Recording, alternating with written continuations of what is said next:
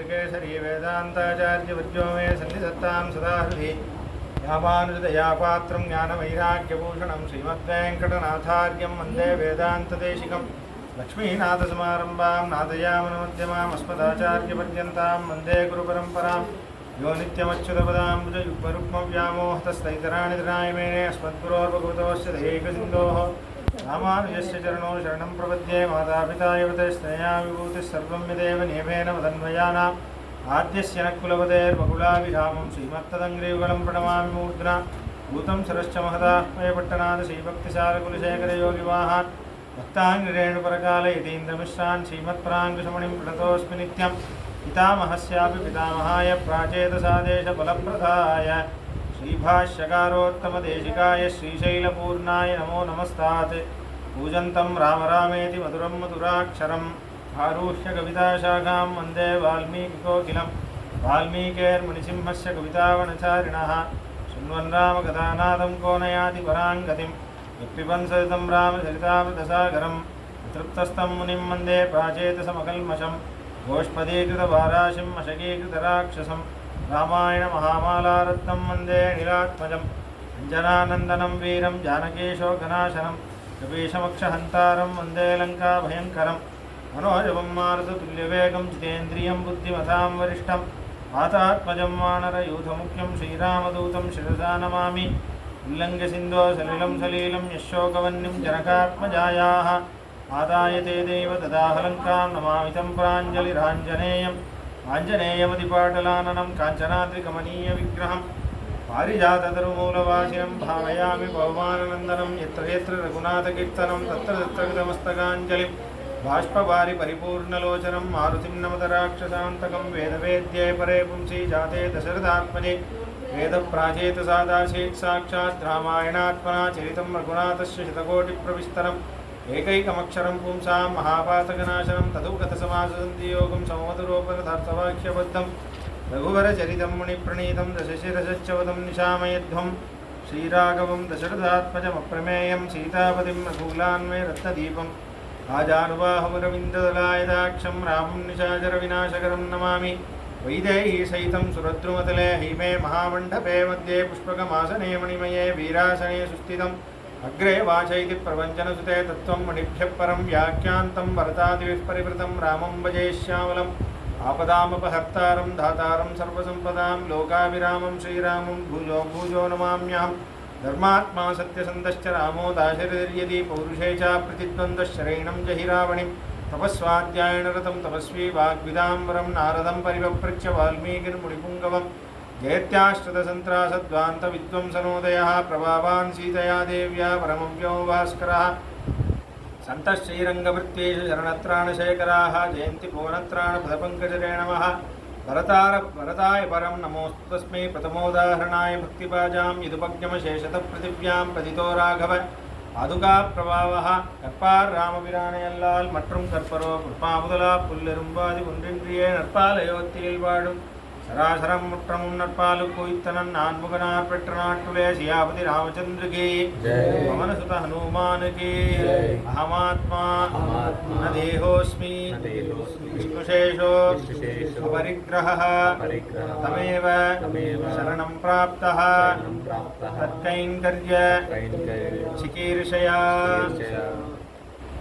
పరమాత్మ శ్రీమన్నారాయణుడు దాసున్నైన నేను ఈ శరీరాన్ని నేను కాదు జీవాత్మని వాడి వెందే ఆధారపడి ఉన్న వాడి దాసుడిని ఇదే నా స్వరూపం అని ఎరిగిన వాడినైన నేను ఒక ఆచార్యుడి ద్వారా జీవితంలో నేను ఏదీ చేయలేను కాబట్టి ఏ సాధనకి నేను అర్హుణ్ణి కాదు కాబట్టి ఆచార్య కృప వల్ల నేను శరణాగతిని అనుష్ఠానం చేసి దాని తర్వాత నాకు మోక్షం నిశ్చయం కాబట్టి బతికున్నంతకాలం వాడికి నచ్చినట్టే కైంకర్యములను చేసుకుంటూ నేను నిర్భయోస్మి ఏ భారం లేకుండా ఏ భయం లేకుండా హాయిగా వాడి దాసుడిగా నా జీవితాన్ని కొనసాగిస్తాను. భరద్వాజ మహర్షి ఆశ్రమానికి భరతుడు ప్రవేశిస్తే భరద్వాజ మహర్షి కొంచెం ప్రశ్నలన్నీ వేశాక భరద్వాజ మహర్షికి చాలా ఆనందం కలిగింది. దాని తర్వాత ఇప్పుడు భరద్వాజ మహర్షి ఆతిథ్యం ఇవ్వబోతున్నారు. కృతబుద్ధిం నివాసాయ తత్రైవ స మునిస్తదా భరతం కైకేయీపుత్రం ఆతిథ్యేన నిమంత్రయత్. భరత, నేను నీకు ఆతిథ్యం ఇవ్వబోతున్నాను కాబట్టి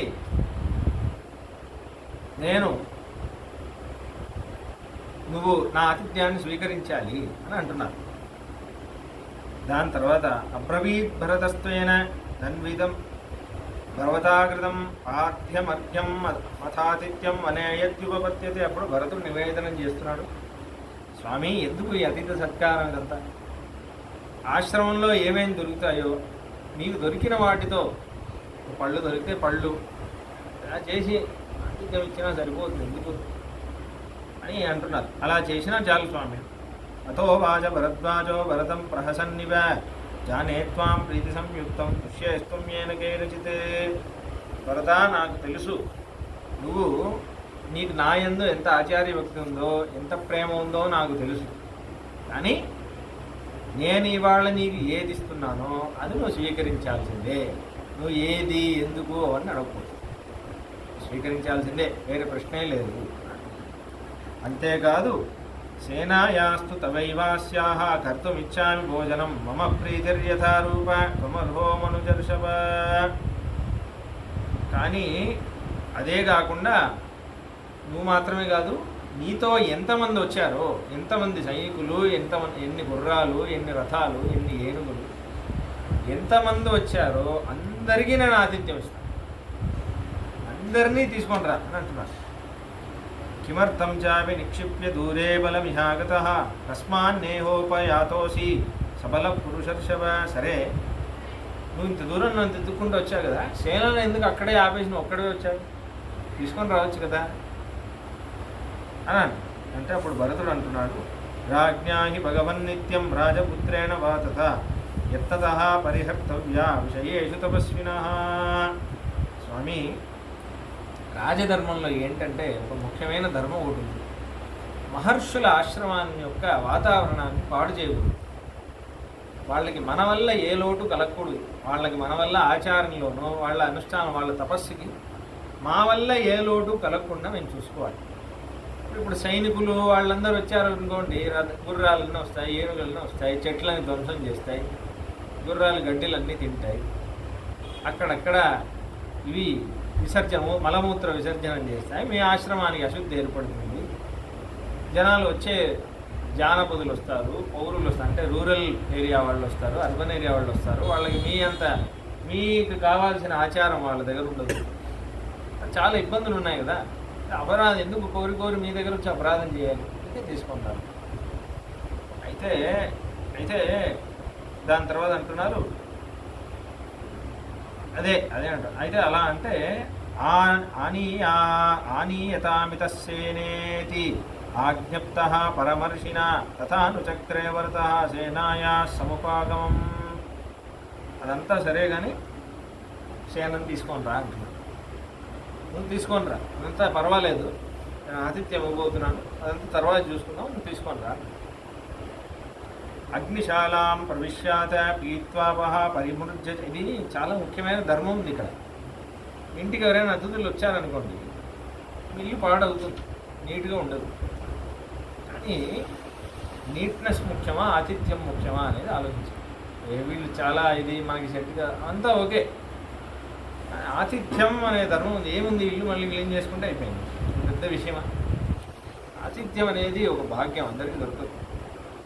ఆతిథ్యం అనేది చాలా గొప్ప ధర్మం. అది వేదంలో ఆవిష్కరించినట్టు, మన భారతీయ సంస్కృతిలో దాని గొప్పతనం చెప్పినట్టు వేరే ఎక్కడ చెప్పలేదు. ఆ అతిథిని ఈ ఉపనిషత్తులోనే మాతృదేవోభవ అని ప్రారంభించి, అమ్మని దేవతలా చూడు, నాన్నని దేవతలా చూడు, గురువుని దేవతలా చూడని తర్వాత వెంటనే అతిథి దేవోభవ అని.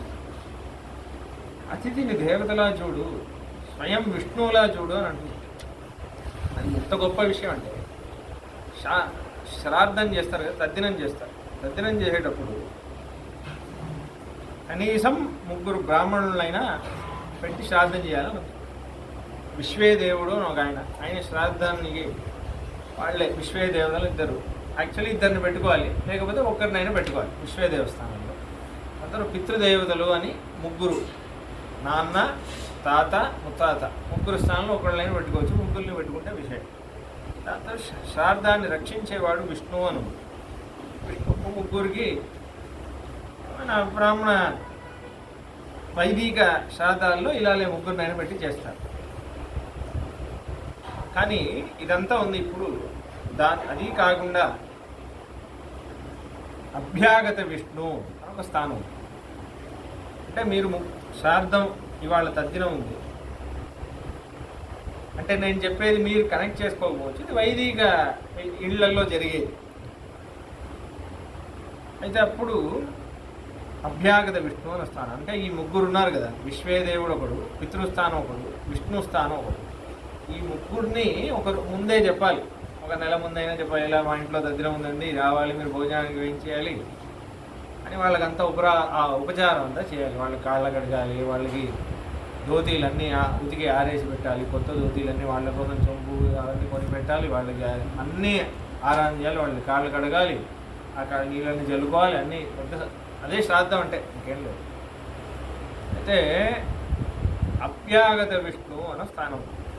అంటే అప్పటికప్పుడు ఒక బ్రాహ్మణుడు మీ ఇంటికి వచ్చాడు అనుకోండి, ఆయనకి ఇప్పుడే వచ్చిన విష్ణు అని ఆయనకు ఒక స్థానం వేసి ఆయనకి వీళ్ళకి ఏం చేశారో అదే మర్యాద ఆయనకి చేయొచ్చు. అభ్యాగత విష్ణు చాలా విశేషం. ఇలా మీ ఇంట్లో ఒక శ్రాద్ధం జరుగుతున్నప్పుడు ఒక ఆయన అలా వచ్చాడంటే, ఒక బ్రాహ్మణుడు అలా వచ్చాడంటే చాలా విశేషం. అంటే అతిథిని శ్రాద్ధం చేసేటప్పుడు ఎందుకు వచ్చారండి అనకుండా చాలా గొప్ప స్థానం. ఇంకోటి ఏంటంటే ఒక సంస్కారం ఉంది, ఇప్పుడంతా మర్చిపోయాం మనం. అంటే ఇప్పుడంతా ఎలా అయిపోయింది అనుకోండి, అందరికీ ఫ్లాట్ సిస్టమ్ అయిపోయింది.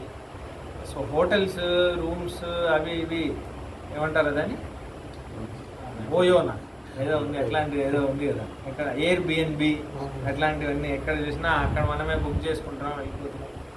ఇప్పుడు ఎక్కడ వేరే సిటీ వెళ్ళామనుకోండి, వేరే మన బంధువుల ఇంటికే వెళ్ళట్లేదు మనం కదా. ఆ సాకుకైనా పెట్టుకొని బంధువుల ఇంటికి వెళ్ళేది ముందంతా. ఇప్పుడు ఎందుకు వాళ్ళకి ఇబ్బంది ఏంటి ఇప్పుడు మీ ఇంటికి వస్తే మీరు ఇబ్బందిగా ఫీల్ అవుతారు. అలానే బంధుత్వం పోతుంది, అదంతే. కాబట్టి అయితే ఇప్పుడు ఏమైందంటే ఎక్కడ చూసినా ఫ్లాట్ సిస్టమ్ వచ్చేసిందా. మీరు ఆలోచించండి, అసలు మీ ఇంటికి అతిథిగా ఎవరైనా వస్తున్నారా? చాలా ఎప్పుడో సంవత్సరానికి ఎప్పుడో ఒకసారి వస్తారు, అంతే. ఎప్పుడో ఒకసారి వస్తున్నారు, అంతే.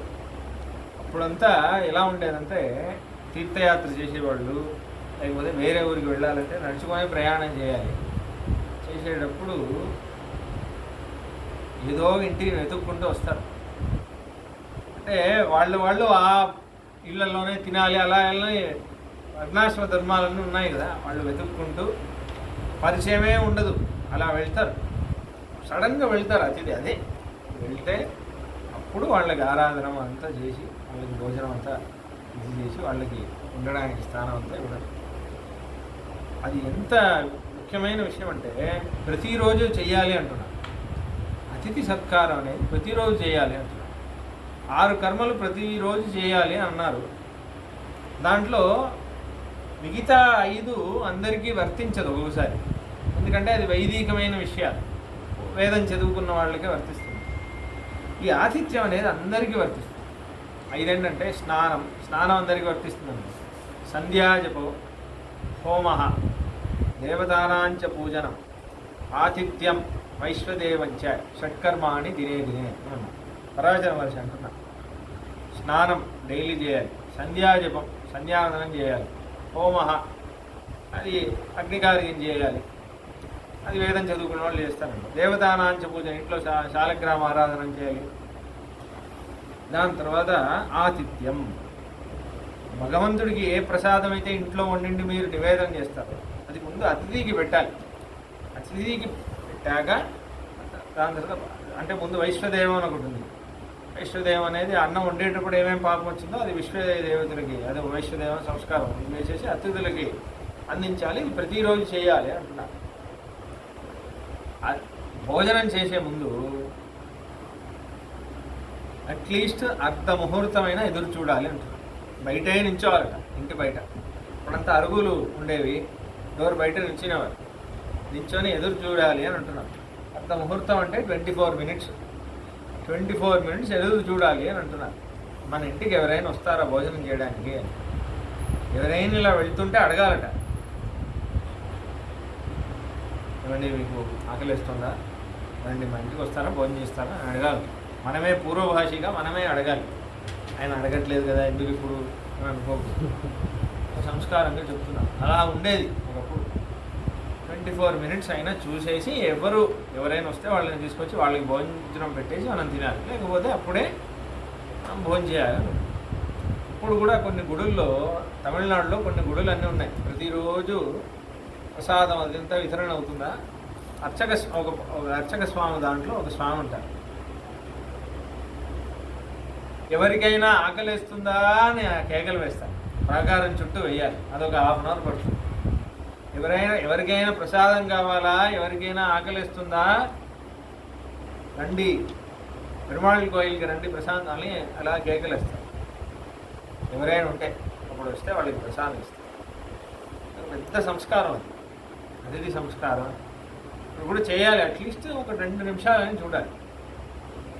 ఒకసారి బయటికి వెళ్ళేసి ఎవరైనా వస్తున్నారా అని చూసేసి అదొక సంస్కారం. అది మా ఇంట్లో చేస్తున్నాను. అంటే 24 మినిట్స్ కాదు, 2 నిమిషాలు నిల్చుంటాను. ఎవరైనా ఇంటికి వస్తే బాగుండు అని. ఎప్పుడు ఇంట్లో 2 ఉన్నారంటే 2కే ఉండకూడదు, 4గురికైనా ఉండాలి. అలా. ఇంకోటి, ఇప్పుడంతా వచ్చేటప్పుడే వీళ్ళు ఎందుకు వస్తున్నారు అని మనకే ఒక ఫీలింగ్ వచ్చేసి, చాలా తప్పు ఇదంతా. ఇది మన భారతీయ సంస్కృతే కాదు ఇదంతా. ఎందుకు వస్తున్నాడో ఇప్పుడు, అబ్బా వండి పెట్టాలా. మీ ఇంటికి ఆతిథ్యం వస్తే మీరు ఎక్కడి నుంచో తెప్పించడం అదొకటి. ఇప్పుడు అదొకటి ఎలా అయిపోయింది. ఎక్కడి నుంచో తెప్పించాలంటే మీ ఇంటికి ఎందుకు రావాలి? వాళ్ళు తెప్పించుకోలేడా? ఇప్పుడు ఎవరికి డబ్బులకి తక్కువ ఉంది చెప్పండి? అందరి దగ్గర ఉన్నాయి. ఎవరికి డబ్బులకి తక్కువ ఉంది అంటే, ఇందాకే పొద్దున మాట్లాడుకుంటున్నాం, ఈ స్వామితో చెప్తున్నాం. ఇప్పుడు ఆ ఇంట్లో వంట వండడం అనేది ఒక పెద్ద, కొన్ని రోజులు అయితే అది చూడలేం. అది చాలా అరుదు. ఇప్పుడు ఎవరెవరు చూస్తున్నారో అదృష్టవంతులు అనుకోవాలి. ఎందుకంటే హైటెక్ సిటీ అటు సైడ్ అంతా కిచెన్ లెస్ హౌసెస్ అని వచ్చేసింది కాన్సెప్ట్. జస్ట్ హాల్లోనే ఒక చిన్న షెల్ఫ్ ఇలా ఇస్తున్నాడు. ప్లాట్ఫామ్, ప్యాంట్రీ అంటే వేడి చేసుకోవడానికి. జస్ట్ అక్కడే ఏదైనా హోటల్ నుంచి వచ్చింది అనుకోండి, వేడి చేసుకోవడానికి. వంట వండడానికి లేదు, సౌకర్యమే లేదు. BHKలో BHK లేదు, కిచెన్ లేదు. అయితే అలా ఉంది పరిస్థితి. ఎందుకంటే బయటే తింటున్నారు. అదే ఎక్కడ చూసా అదే. మా ఇంట్లో కూడా మొన్న ఏదో డీప్ క్లీనింగ్ ఏదో చేయిస్తుంటే ఒక ఆయన వచ్చి అంటున్నాడు మా అపార్ట్మెంట్లో. ఆయన వీడియో చూడడు కాబట్టి ధైర్యంగా చెప్తున్నాను. మీరు ప్రతిరోజు ఇంట్లోనే వండుకుంటారు స్వామి, మీరు బయట నుంచి తెప్పించుకోవడానికి చూడలేదు, అందుకే మీ ఇంట్లో ఇంత కష్టాలు. మేము చూడండి బయటే తింటాం, అందుకే మా ఇంట్లో ఏమి రావంటున్నాం. దానివల్ల ఎంత హానికారకం అంటే, వంట వండడం అనేది పెద్ద కష్టం అనేది చూస్తున్నాం. కానీ బయట ఫుడ్లో 11 దోషాలు రాకూడదు ఉంది. సంసర్గ దోషం, ఆశ్రయ దోషం, జాతి దోషం అలా ఉన్నాయి. ఈ పాత్రలో చేయకూడదు, వండింది 4 అవర్స్ అవ్వకూడదు, ఈ జలంలో ఉండకూడదు, ఇలా అన్యాయంగా తెచ్చిన ద్రవ్యం అవ్వకూడదు. 11 దోషాలు ఉన్నాయి. ఈ రోజుల్లో ఇవి తినకూడదు, కొన్ని అన్నీ ఉన్నాయి అలా. ఈ పాత్రలో ఇది కలపకూడదు, అది పాయిజన్ అయిపోతుంది, అలా అన్నాయి. ఎంగే అవ్వకూడదు. ఇవన్నీ దోషాలు హోటల్లో వచ్చేస్తాయి ఒకేసారి. All in one, okay offer వచ్చేస్తుంది, ఒకేసారి కలిపి వచ్చేస్తుంది.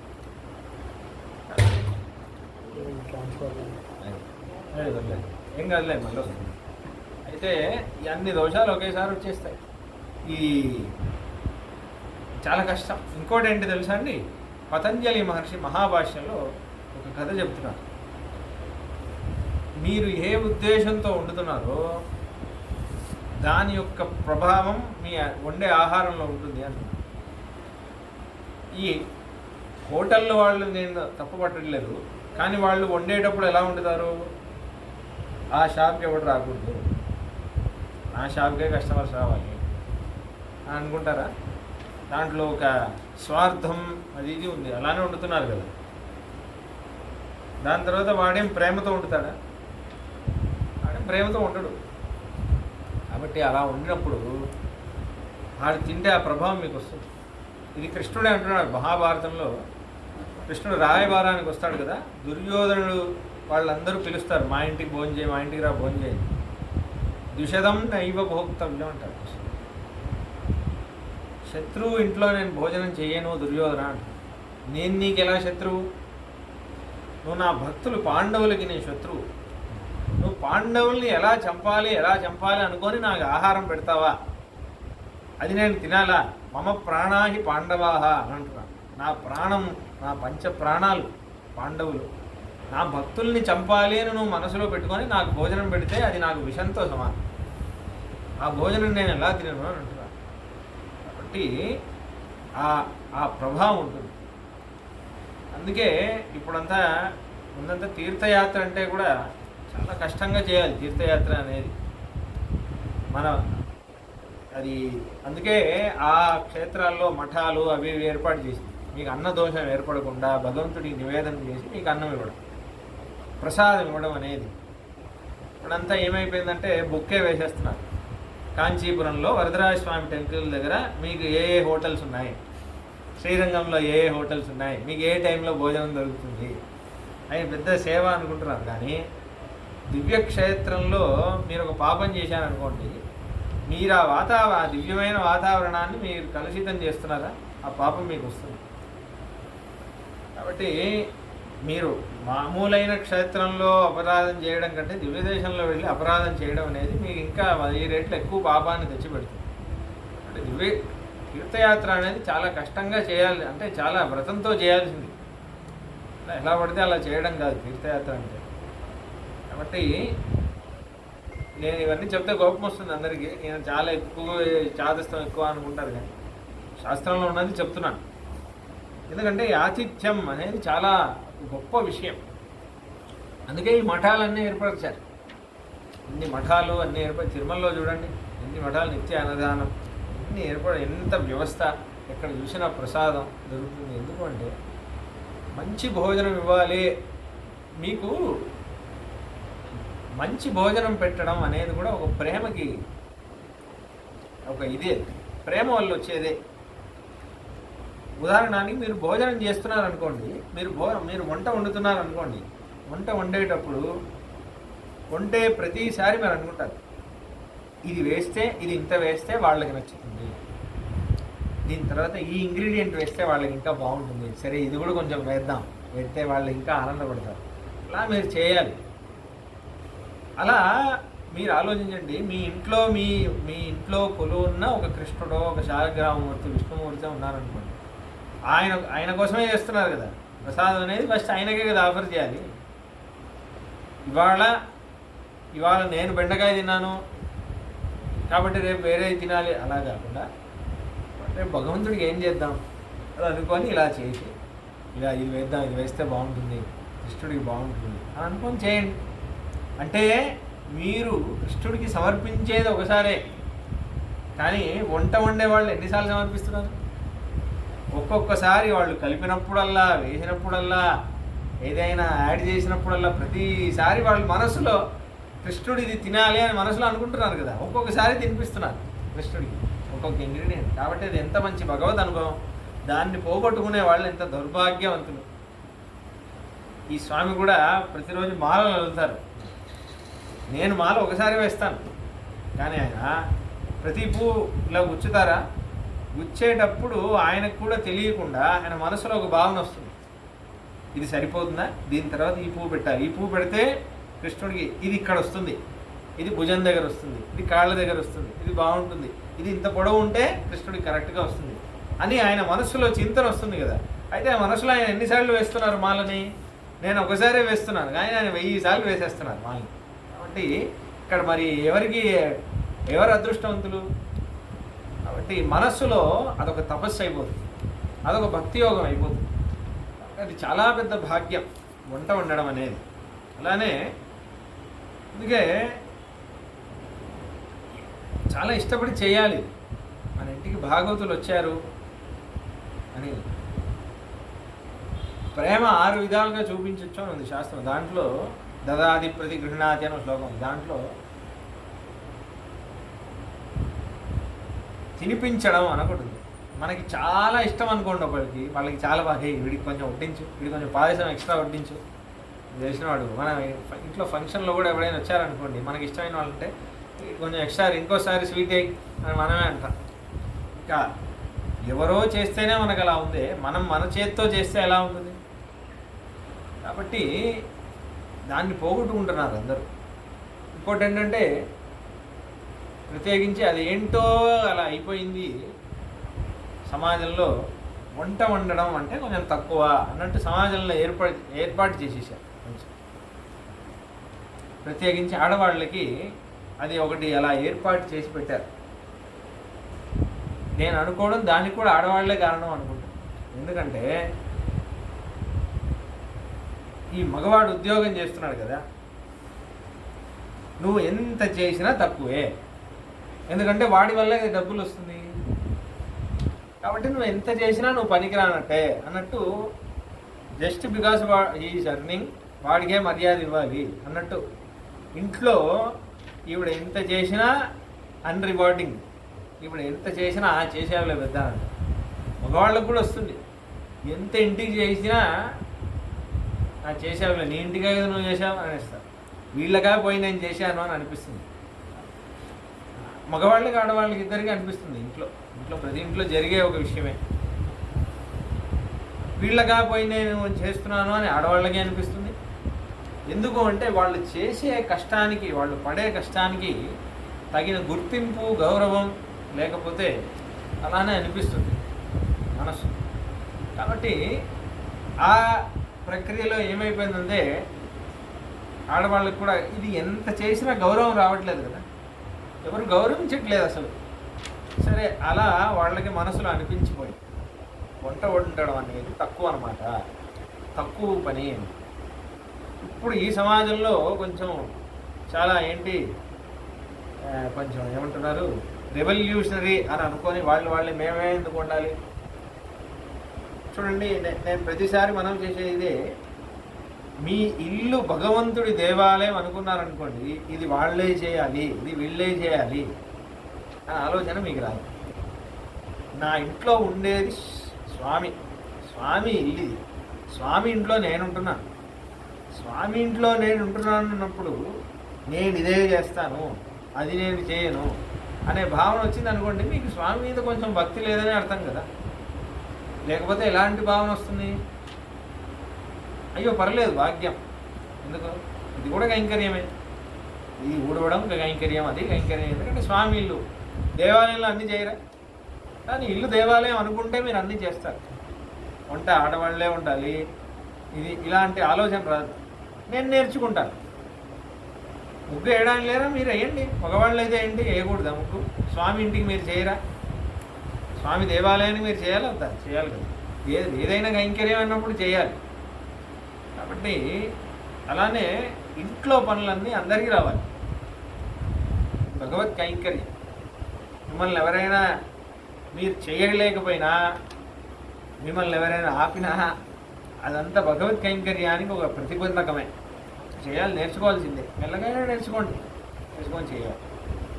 ఇది ఇప్పుడు విషయం ఏంటంటే, మరి ఆడవాళ్ళకే ఎందుకు ఇది పెట్టారు మనకు ప్రశ్న వస్తుంది. సరే, మగవాళ్ళు చేయొచ్చు కదా, ఎవరైనా చేయొచ్చు అన్నప్పుడు ఆడవాళ్ళకి ఎందుకు ఇది పెట్టారు మనకు విషయం వస్తుంది. దాంట్లో చాలా సూక్ష్మాలన్నీ ఉన్నాయి. మొట్టమొదటి విషయం ఏంటంటే, ఈ మగవాళ్ళకి వైదిక ధర్మం అని కొంచెం ఉంది. వాళ్ళు సంధ్యావందనం చేయాలి, ఇందాక చెప్పినవన్నీ చేయాలి. దేవతా పూజనం, దేవతార్చనం, శాలగ్రామ ఆరాధన అన్నీ వాళ్ళు చేయాల్సిందే అని ఉంది. ఇప్పుడు నీకు భగవత్ కైంకర్యంలో ఒక భాగంగా నీకు ఏం కైంకర్యం, చాలా గొప్ప కైంకర్యం ఏంటి అంటే ఆ ప్రసాదం చేయడమే. అది కూడా నువ్వు వేరే వాళ్ళతో చేయించాల్సిన పరిస్థితి వచ్చేసింది అనుకోండి, నువ్వు ఒక గొప్ప భాగ్యాన్ని మిస్ అవుతున్నావా? నీ చేత్తో నువ్వు వండి పెట్టు, నీ చేత్తో వండింది నేను తింటాను అని భగవంతుడు ప్రతీక్షిస్తున్నప్పుడు నేను చెయ్యను అది తక్కువ లోకువ నువ్వు అనుకున్నావంటే నువ్వు ఎంత పెద్ద కైకర్యాన్ని నువ్వు మిస్ అయిపోతున్నావు. ఎంత దౌర్భాగ్యకరమైన విషయం.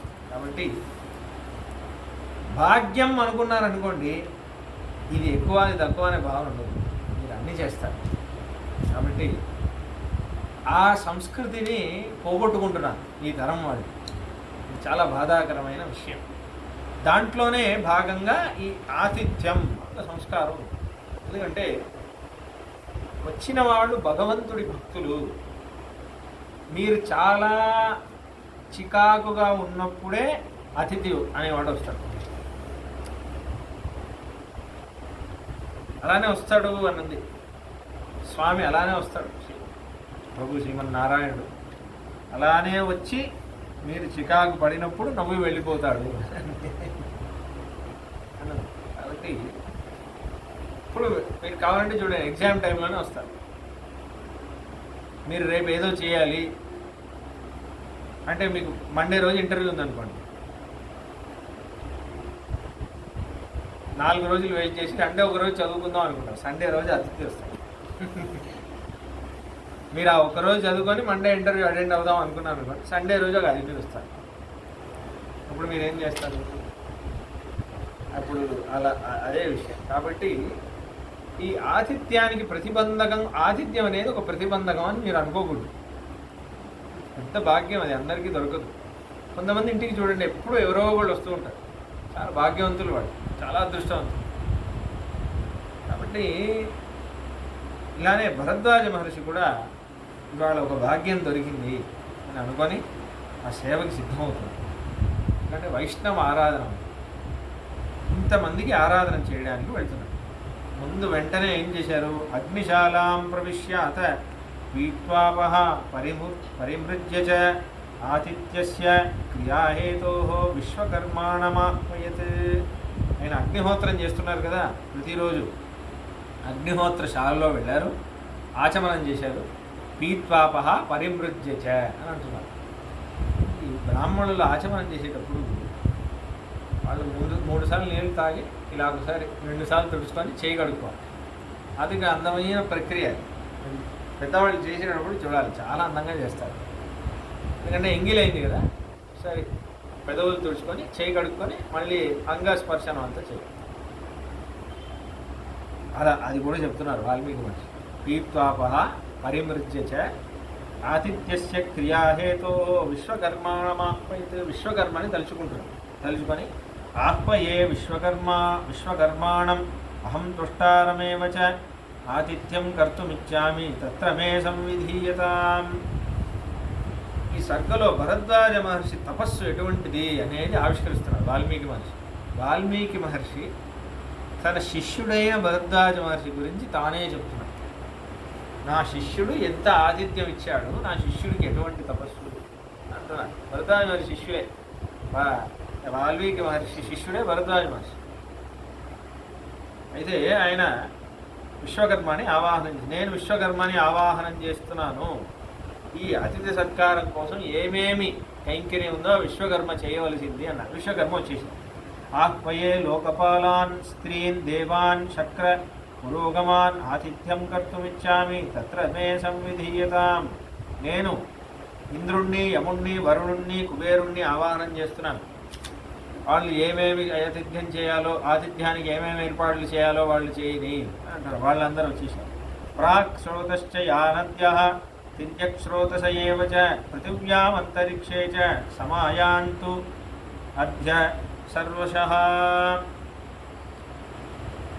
పూర్వం వైపు, తూర్పు వైపు ప్రవహించే ఏవే నదులన్నీ ఉన్నాయో, ఆకాశంలో కానీ నేలలో కానీ నిలువుగా అడ్డంగా ప్రవేశించే నదులు ఏవే ఉన్నాయో అని నదీ దేవతలందరినీ నేను ఆవాహనం చేస్తున్నాను. అందరూ నా ముందు సమక్షం అవ్వవలసింది అంటున్నారు. ఆ దేవతలందరూ వచ్చేస్తారు. అన్యాః శృణ్వంతు మైరేయం సురామన్యాం సునిష్ఠితాం అపరాశ్చోదకం శీతం ఇక్షుకాండ సరోపమం. దాని తర్వాత ఏమంటున్నారు? కొన్ని నదులు నా దగ్గరికి వచ్చి చెరుకు రసంతో కూడిన కొన్ని కాలువల్ని నిర్మాణం చేయవలసింది. కొన్ని నదులు పాయసంతో కలిగిన నదుల్ని నిర్మాణం చేయవలసింది, పాలుతో కూడిన నదుల్ని నిర్మాణం చేయవలసింది అని అంటున్నారు. ఆహ్వయే దేవగంధర్వాన్ విశ్వావస హహాహుహూన్ తథైవాప్సరసో దేవా దేవగంధర్వైశ్చాపి సర్వశః. దేవగంధర్వులు పాటలు సంగీతం పాడేవాళ్ళు, విశ్వావసు హహాహుహు అని ముగ్గురు. నేను వాళ్ళని ఆవాహనం చేస్తున్నాను. వీళ్ళందరూ వీళ్ళకి మనోరంజకంగా ఉండడానికి పాటలు సంగీతం అవన్నీ చేయడానికి, వాళ్ళని ఎంటర్టైన్ చేయడానికి మేమందరూ సిద్ధమండి అని దేవగంధర్వుల్ని పిలుస్తున్నాం. ఘృతాచీం అత విశ్వాచీం విశ్రకేశీం అలంబుజాం నాగదత్తాం చ హేమాం చ సోమాం అద్రిఘృతస్థలాం. ఘృతాచి, విశ్వాచి, మిశ్రకేశి, అలంబుష, నాగదత్త, హేమాం వీళ్ళందరూ అప్సర స్త్రీలు. వీళ్ళందరినీ పిలుస్తున్నారు. వీరందరూ వాళ్ళ ముందు నాట్యం చేయడానికి సిద్ధం అండి అని పిలుస్తున్న వాళ్ళందరూ స్వర్గం నుంచి దిగొచ్చేస్తున్నారు. శక్రమ్యాశ్చోపతిష్టంతి బ్రహ్మాణమ్యాశ్చ భామినీ సర్వాస్తుంబురుణా సార్ధం ఆహ్వయే సపరిచ్చదా. ఎవరైతే ఇంద్రుడి సభలో నాట్యం చేసే అప్సరలున్నాయో, రంభా, ఊర్వశి, మేనక వాళ్ళందరూ దేవాంగణులు, బ్రహ్మలోకంలో బ్రహ్మకి సేవ చేసే దేవాంగణులు వాళ్ళందరూ ఇక్కడ రావలసింది. తుంగురు ఇక్కడ రావలసింది. అలంకారం చేసుకొని నృత్య గీతాలు చేసి వీళ్ళందరినీ మనసు రంజిల్లేటట్టు వీళ్ళని పెట్టవలసింది అని ప్రార్థిస్తున్నాం. వనం కురుషు యద్దివ్యం వాసోభూషణ పత్రవత్ దివ్యనారీ ఫలం శశ్వత్ తత్కౌబేరమివ హికైవతు. కుబేరుడి పట్టణంలో ఉన్న కురువర్షం అనే నగరంలో చైత్రరథం అనే వనం ఏదైతే ఉందో ఆ వనం ఇక్కడ దిగి రావలసింది అని వనం మొత్తం ఇక్కడ వచ్చేస్తుంది. దాంట్లో ఎన్ని చెట్లు ఉన్నాయో ఏమేమి ఉన్నాయో అన్నీ ఇక్కడ వచ్చేస్తున్నాయి. ఇహమే భగవాన్ సోమో విధత్తామనముత్తమం భక్ష్యం భోజ్యంచ శోష్యంచ లేహ్యంచ విధం బహు. వీళ్ళు సోమయాగమని చేస్తారు. సోముడు అని సోమం మనకు పోస్తారు. ఆ సోమం తాగడానికి దేవతలందరూ ఎదురు చూస్తూ ఉంటారు. అయితే ఆ సోమరాజ చంద్రుడే సోముడు అంటే చంద్రుడు ఇంకో రూపం. అయితే ఆయన్ని అంటే మంత్రాధీనంతు దైవతం అని అంటారు. మంత్రశక్తి దేవతలందరూ వీళ్ళ మాటలు వింటారు. ఈ తపశ్శక్తి వల్ల వీరు ఎవరిని దేవతల్ని ఏ పని చేయమంటే వాళ్ళు చేస్తారు. ఇంత మంత్రశక్తి వల్ల సోముడిని పిలిచి వీళ్ళు సోముడికి సోమయాగం అంతా చేశారు కదా. సోమా, ఇప్పుడు నువ్వు వీళ్ళందరికీ భక్ష్యం, భోజ్యం, శోష్యం, లేహ్యం, కొరికి తినేవి, నమిలి తినేవి, నాకి తినేవి, తాగేవి అన్నీ సిద్ధం చేయాలి. అన్నీ వీళ్ళకి సిద్ధంగా ఉంటాయి. కరకర కొరుకు మిక్స్చర్, ఈ మురుకులు అన్నీ ఉంటాయి కదా, అట్లాంటి కొరికి తినేవి, మింగి తినేవి, కొన్ని బటర్ అట్లాంటివి కొంచెం మింగితే తినేవి. దాని తర్వాత నమిలి తినేవి, ఈ షుగర్ క్యాండీస్ అట్లాంటివి చిన్న చిన్న అన్నీ. దాని తర్వాత పేస్ట్ అంటే మన ఈ పచ్చళ్ళు అవి ఇవి నాకి తింటాం కదా అట్లాంటివి, ఐస్ క్రీమ్ లాంటివి అన్నీ ఇహమే. దాని తర్వాత విచిత్రాణి చ మాల్యాని పాదవ ప్రచ్యుతాని చ సురాదీని చ పేయాని మాంసాని వివిధాని చ వివిధ రకమైన జ్యూసులు. అనంతరం మాంసములు, వీళ్ళందరూ శత్రువులు మాంసం తినొచ్చు కాదు. మాంసం ఏవం సమాధినాయుక్త తేజసా ప్రతిమేన చ శిక్షాస్వర సమాయుక్తం సువ్రతశ్చాబ్రవీ ముని. శాస్త్రం ఉంది. దాంట్లోనే ఏ మంత్ర స్వరాల యొక్క విషయాలనే శాస్త్రంలో ఉంటాయి. వేదంలో స్వరాలు ఉంటాయి కదా, కింద మీద ఇలా చెప్పాలి కదా. ఇంద్రసోమం పిబతు. ఆ శిక్షాశాస్త్రంలో ఎలా చెప్పిందో అలానే ఉచ్చరిస్తున్నారంట మంత్రాలన్నింటినీ. ఆ మంత్రాలు వారు ఉచ్చరిస్తుంటే ఆ దేవతలందరూ ప్రసన్నమే. ఆయన మంత్రం కంప్లీట్ చేయకముందే అందరూ దేవతలందరూ వచ్చేస్తున్నారు. స్వామి చెప్పండి ఏం చేయాలి, మీకు ఏం కైంకర్యం చేసి పెట్టాలి అని అందరూ అంటున్నారు. తపస్సు తేజస అప్రతిమేన చ, అప్రతిమమైన తేజస్సు కలిగిన వారు భరద్వాజ మనసాధ్యాయతస్య ప్రాముఖస్య కృతాంజలే హజగ్ముస్తాని సర్వాణి దైవతాని పృథక్. ఆయన మనసులో ధ్యానం చేయడం, ఇలా తూర్పు వైపు కూర్చొని ఇలా అంజలి ఘటిస్తూ ఇలా మంత్రం చెప్తే చాలా దేవతలందరూ అలా వచ్చేస్తున్నారు అంటున్నారు. మలయం దుర్ధరం చైవ తతస్వేదనుతో నిల ఉపస్పృశ్య భవోయుక్త సుప్రియాత్మా సుఖం శివ.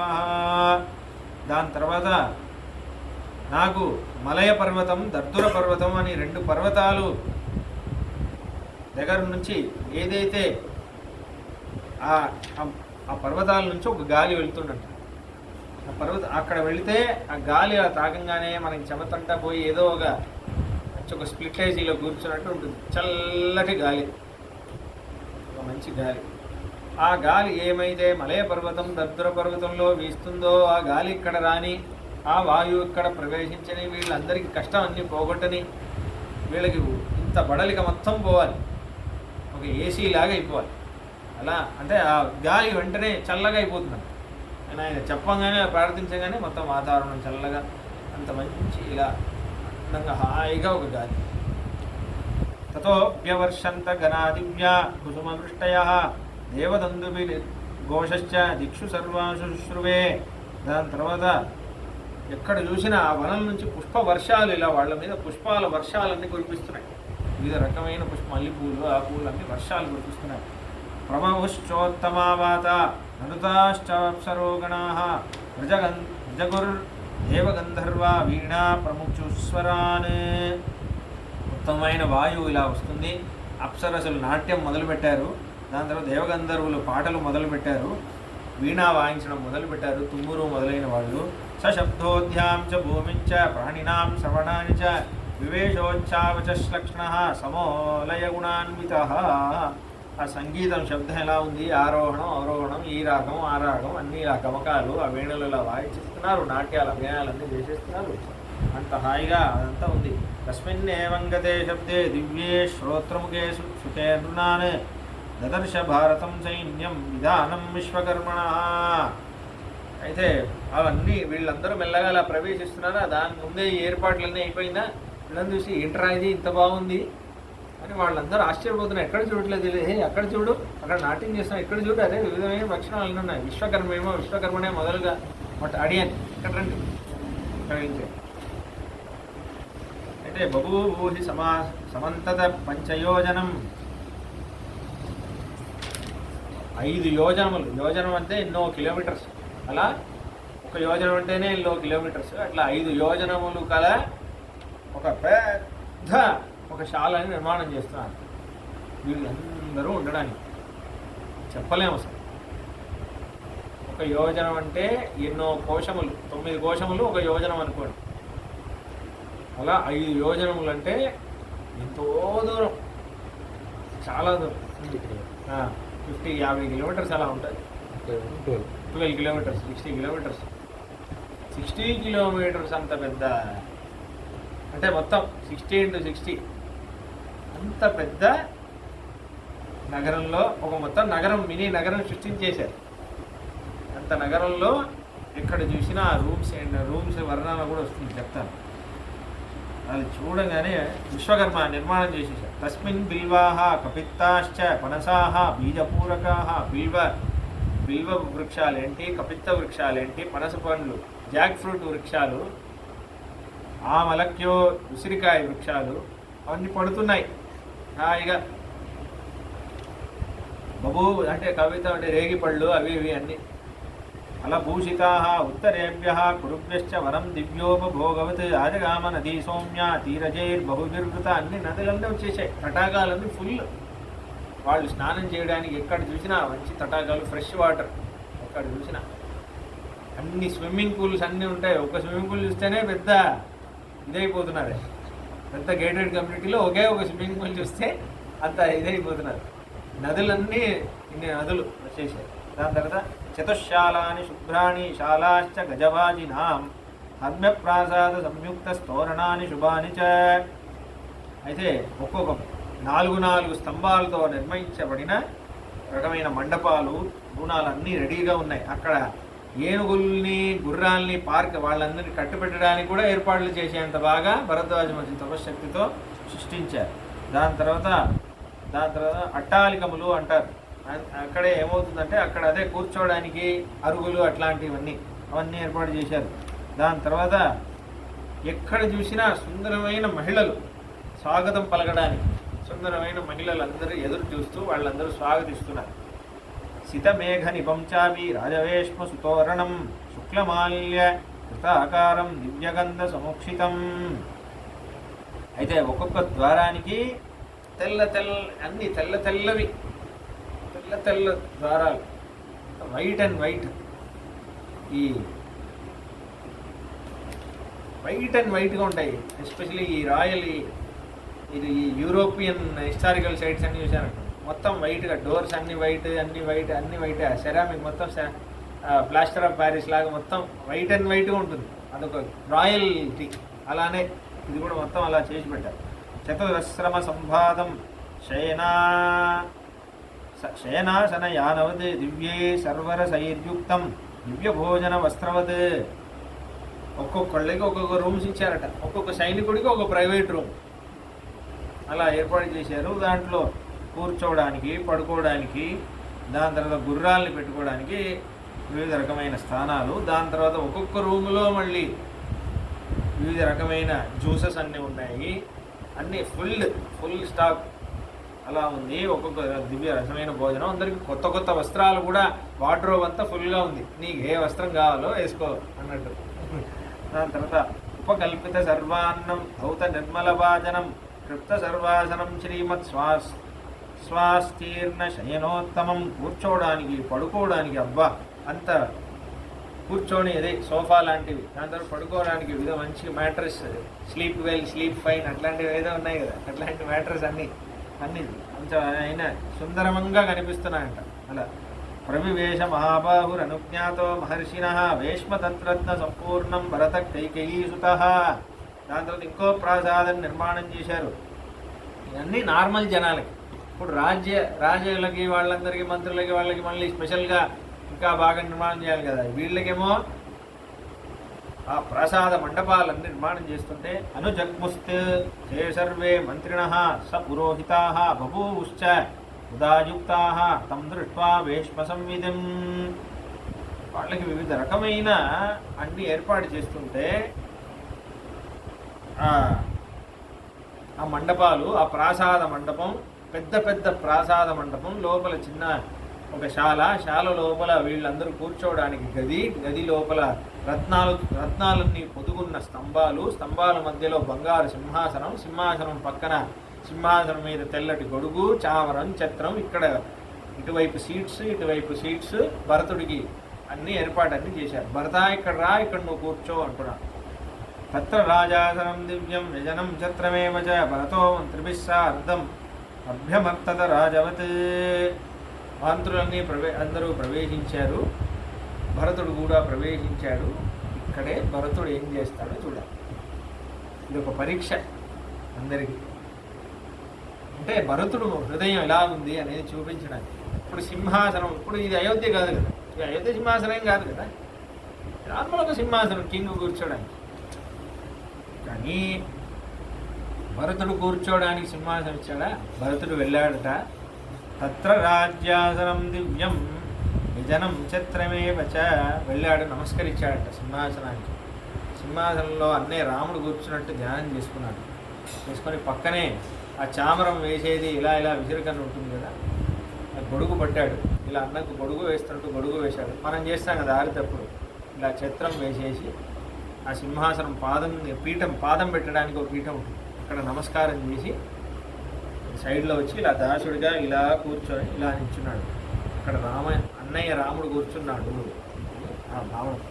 ఆసనం పూజయామాస రామాయాభిప్రణమ్య చ బాలవ్యజనమాదాయ నశీదత్ సచివాసనే. ఆశ్చర్యమైన శ్లోకం. ఆసనం పూజయామాస, పూజనం చేస్తున్నాడు. రామాయాభిప్రణమ్య చ బాలవ్యజనమాదాయ నశీదత్ సచివాసనే. అక్కడ రాముడు కూర్చున్నాడు అని అనుకొని ధ్యానం చేసి అక్కడ ఛత్రం చామరం అంతా వేసి పక్కన కూర్చొని సచివాసనంలో ఒక దాసుడిగా ఇలా నిల్చుంటున్నాడు భరతుడు అని అంటున్నాడు. ఇదే భరద్వాజ మహర్షి పెట్టిన పరీక్ష. ఏం చేస్తాడు, ఇంత ఆతిథ్యం ఇస్తే ఏం చేస్తాడు అని. ఇప్పుడు ఇంత ఆతిథ్యం ఇస్తున్నారు కదా, ఇదన్నిటి నిజంగా ఇది ఒక పరీక్ష. ఎందుకంటే రామసేవలో వెళ్తున్నప్పుడు ఇది ఒక ప్రతిబంధకమా కదా. ఇది మీరు సుందరకాండలో చూడొచ్చు. ఆంజనేయ స్వామి ఇలా వెళ్తున్నప్పుడు మైనాక పర్వతం ఆతిథ్యం ఇస్తాను అన్నప్పుడు ఆంజనేయ స్వామి స్వీకరించారు. నేను వెళ్ళాలి అంటారు. దృష్టి రామకైంకర్యంలో ఉన్నప్పుడు స్వీకరించారు. నేను ముడుతున్నాను, ముడితే స్వీకరించినట్టే నేను వెళ్ళిపోతాను. కానీ వీళ్ళందరూ స్వీకరిస్తున్నారు. సరే, తప్పు లేదనుకోండి. కానీ భరతుడు ఎలా ఉన్నాడు అని చూడాలి. భరతుడు అన్నయ్య లేడు, ఇది అయోధ్య కాదు, నేను కూర్చుంటే తప్పేంటి అనే భావన లేదు. భరతుడి మనసులో సింహాసనం అంటే అన్నయ్యే కూర్చోవాలి. నేను పక్కన అన్నయ్య దాసుడే, అన్నయ్య ఉన్నా లేకపోయినా ఇదే ప్రభావం.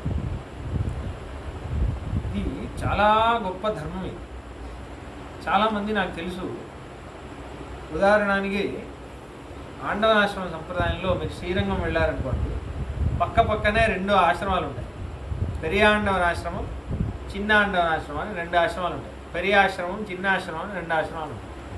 అది ఎందుకు ఏర్పడ్డాయి తెలుసా? పెరియాండవన్ అనే ఒక స్వామి పెద్ద తపస్వి అని, ఆయన నిష్టకి సమమైన నిష్టే లేదు.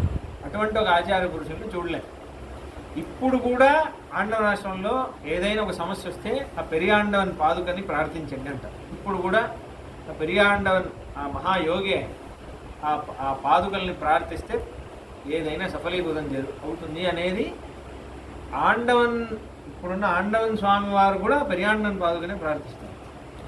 ఆ పాదుకని ప్రార్థించు అంటారు, లేకపోతే పెరియాండవన్ తని అని చెప్పుకుంటారు. అయితే ఆ పెరియాండవన్ అనే స్వామివారు చాలా వైరాగ్యనిష్ఠులైన. ఆయన దగ్గరే ఆ సంప్రదాయం కంటిన్యూ అవ్వడానికి ఆయన చాలా అశక్తంగా ఉన్నప్పుడే ఇంకో స్వామికి ఆయన, నెక్స్ట్ స్వామికి ఆయన సన్యాసం ఇచ్చారు. ఇచ్చినప్పుడు మామూలుగా ఇవ్వలేదు, చాలా పరీక్ష అంతా చేశారు.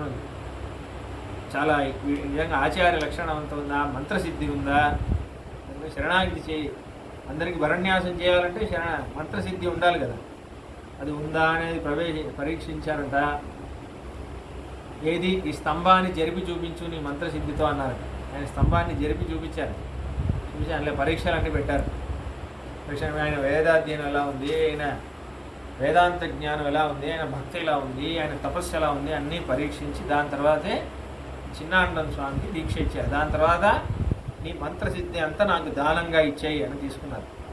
ఎందుకంటే ఈ మంత్రసిద్ధి నీ దగ్గర ఉందంటే నా దగ్గర మంత్రసిద్ధి ఉంది అనే ఒక గౌరవం, దాన్ని ప్రకాశింపజేయాలి అని ఒక పిశుడంత భావన అయినా రాకూడదు. భగవంతుడి కృప వల్లే, రంగనాథ స్వామి వారి కృప వల్లే ఈ ఆండవాశ్రమం నడుస్తుంది అంటే నువ్వు మర్చిపోకూడదు. కాబట్టి నాకు దానం ఇచ్చేసేయి అంటే ఆయన ఇచ్చేశారు. ఇంకే ఆశ్రమం శ్రీరంగం శ్రీమద్ ఆండవాశ్రమం, రంగనాథ స్వామి అని నడిపించే ఆశ్రమం. అయితే ఇప్పుడు ఆయన ప్రత్యేకంగా కూర్చొని నేర్చుకున్నారు ఆశ్రమం. దాని తర్వాత పెరియాండవన్ స్వామి వారు పరంపదించినప్పుడు దాని తర్వాత ఇప్పుడు ఆయనే కదా పీఠాన్ని అధిరోహించాలి. అది పెరియాండవన్ స్వామి వారు కూర్చున్న స్థానం, నేను అక్కడ కూర్చోను కాదు కూర్చోను అన్నాను. పక్కన ఒక చిన్న గుడిసెలాగా అక్కడ ఒక చిన్న చాప వేసుకొని అక్కడే చెప్పేవారు. ఆ ఆశ్రమం ఉంది, అది పెరియాండవన్ ఆశ్రమం. అది ఇంకా స్వామి సంచరిస్తున్నారు నాకు కనిపిస్తుంది. ఆచార్య భావం చూడండి, భరతుడు లాంటి భావనే. దాని తర్వాత వీరి శిష్యులు ఒక మహారాజానే ఆ చిన్న ఆండవాశ్రమం కట్టించారు. అందుకే పెరియ ఆశ్రమం, చిన్న ఆశ్రమం 2 ఆశ్రమాలు ఉంటాయి ఇప్పుడు కూడా. అలా ఎందుకు చెప్తున్నా అంటే భరతుడు ఆ భావనలో ఉంటున్నాడు. అన్నయ్య కూర్చోవాలి సింహాసనంలో. సింహాసనం అన్నది, అన్న ఉన్నా లేకపోయినా నాకు అన్నయ్య కనిపిస్తాడు, అది అన్నయ్యకి చెందిందే, అన్నయ్య దాసుడు అనే భావన. కాబట్టి అలా ఆ భావన అనేది, అందుకే భగవంతుడు ఎందు ఈ భావన అనేది, దాస భావన అనేది ఎప్పుడు చూసినా ఉండాలి. గుడిలో ఉన్నప్పుడే దాస భావన అనేది ఉండకుండా, నిజంగా నేను భగవంతుడి దాసుడినే ఉన్నాననుకోండి, మీరు ఏది తిన్నా మీ దగ్గర కృష్ణుడు లేదు కదా, గుడి లేదు కదా, శాలిగ్రామస్వామి లేరు కదా అని అనుకోరు. ఒక నిమిషం మనసులో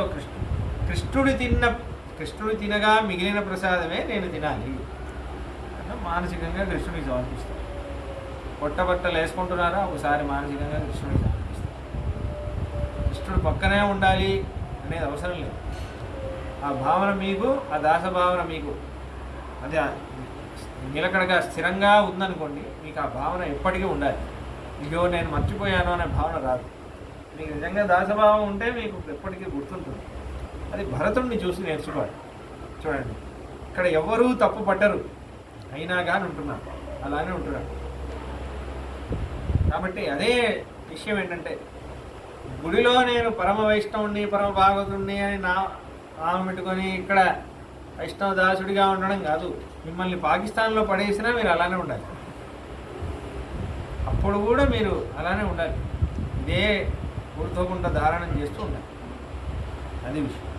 ఆనుపూర్వ్యాన్నిషేదుశ్చ సర్వే మంత్రి పురోహితాః తత్ర సేనాపతి పశ్చాత్ ప్రశాస్తాచ న్యషీదత. భరతుడు ఇలా కూర్చోగానే భరతుడి పక్కన అందరూ కూర్చున్నారు. ఆశ్చర్య సంతోషపడుతున్నారు భరద్వాజ మహర్షి. ఇది భరతుడు అంటే ఇది. తతస్తత్ర ముహూర్తేన నద్యః పాయసకర్దమాః ఉపాతిష్టంత భరతం భరద్వాజస్య శాసనాత్. కూర్చోగానే భరతుడు ముందు నాట్యం చేయడానికి వీళ్ళందరూ వస్తున్నారు. భరద్వాజ మహర్షి చెప్పారు కదా అని స్వీకరించడానికి వీళ్ళందరూ వస్తున్నారు.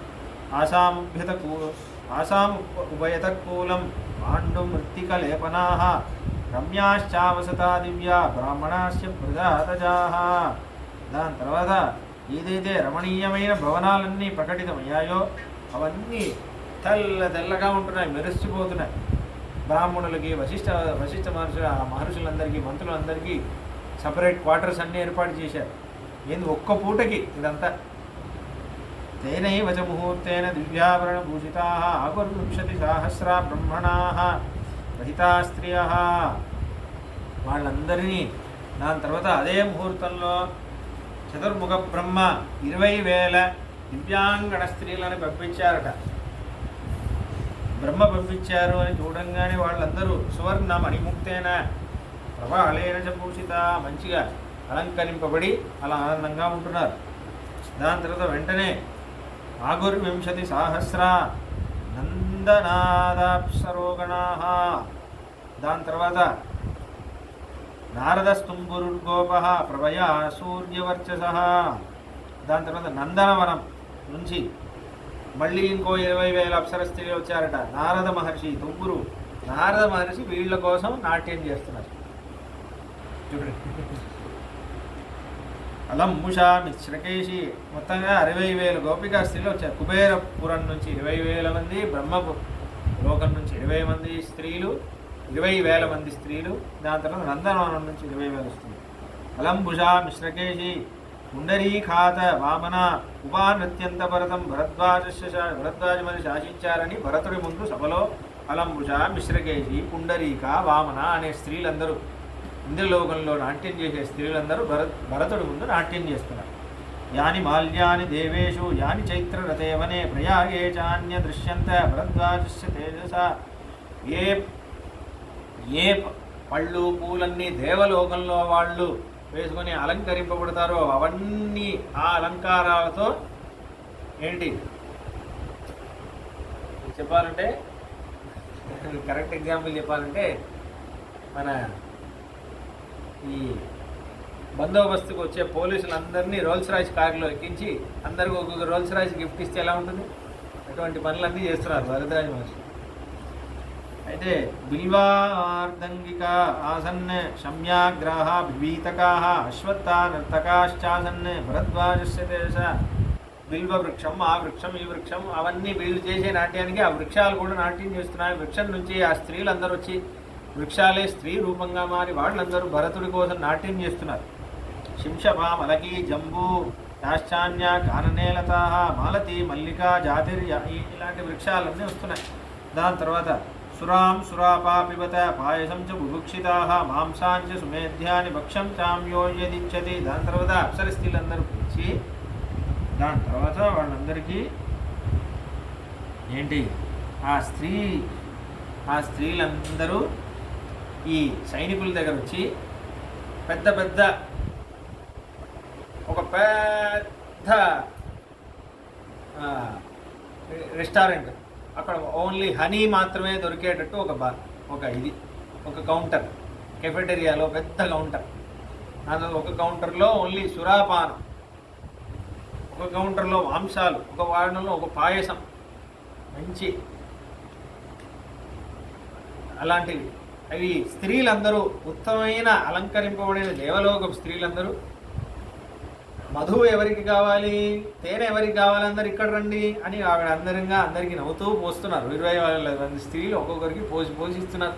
కొంతమంది పాయసం పోషిస్తున్నారు, కొంతమంది సురాపానం అంతా పోషిస్తున్నారు, మాంసాన్ని ఇస్తున్నారు. ఇక్కడ రండి, ఆస్వాదించండి, హాయిగా ఉండండి అని అంటున్నారు.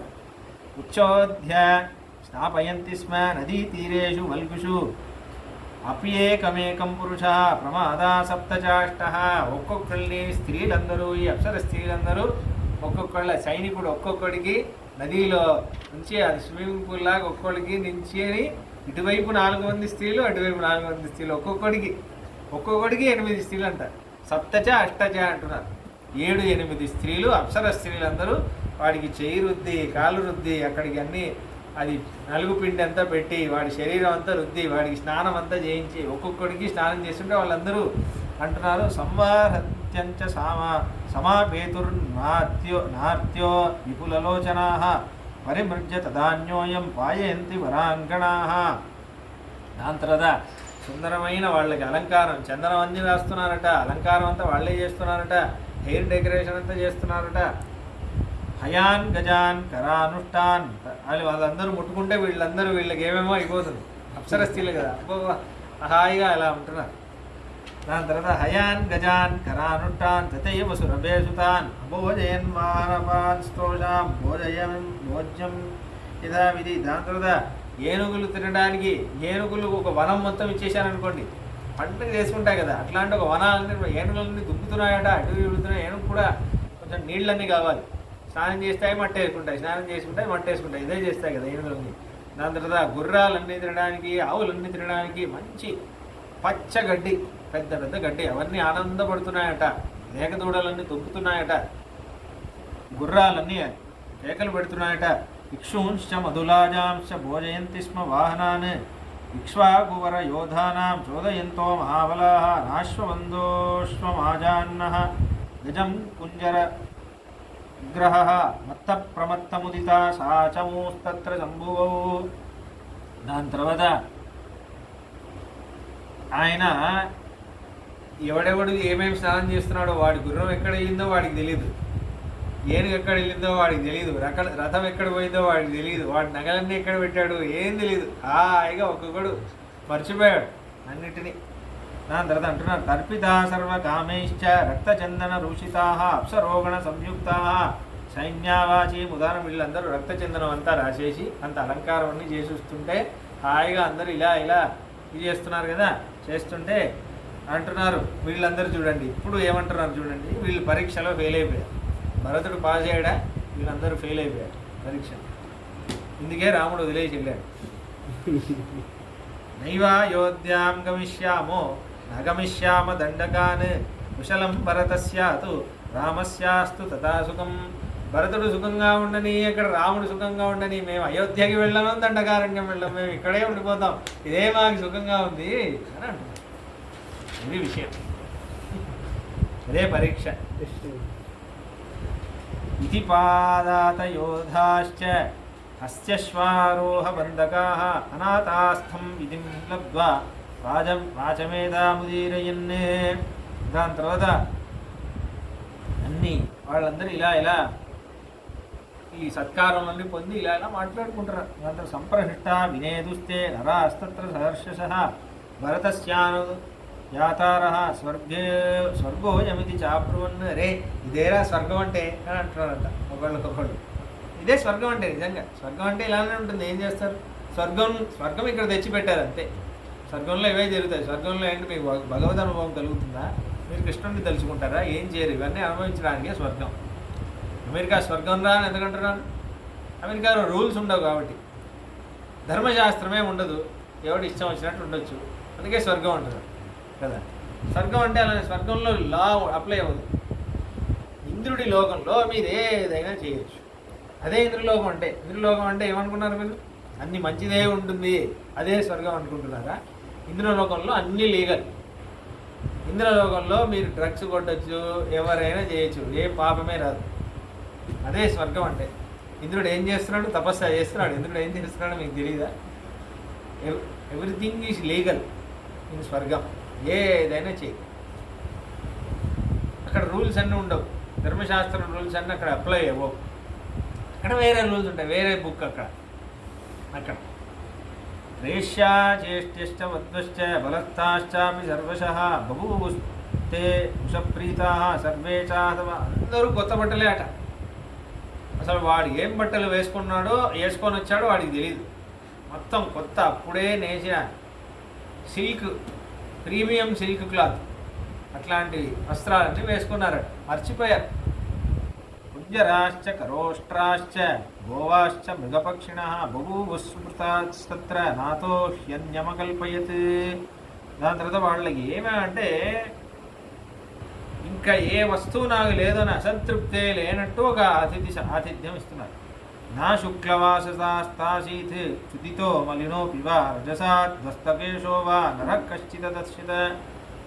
మలినమైన వస్త్రం ఒక్కడి దగ్గర లేడు, ఒక్కడు మలినంగా లేడు. అందరూ మంచి మంచి మాలలు, అలంకారాలు, బంగారు ఆభరణాలు అన్నీ వేసుకొని ఒక్కొక్కడు దేవపురుషుడిలాగా మెరిసిపోతున్నాడు.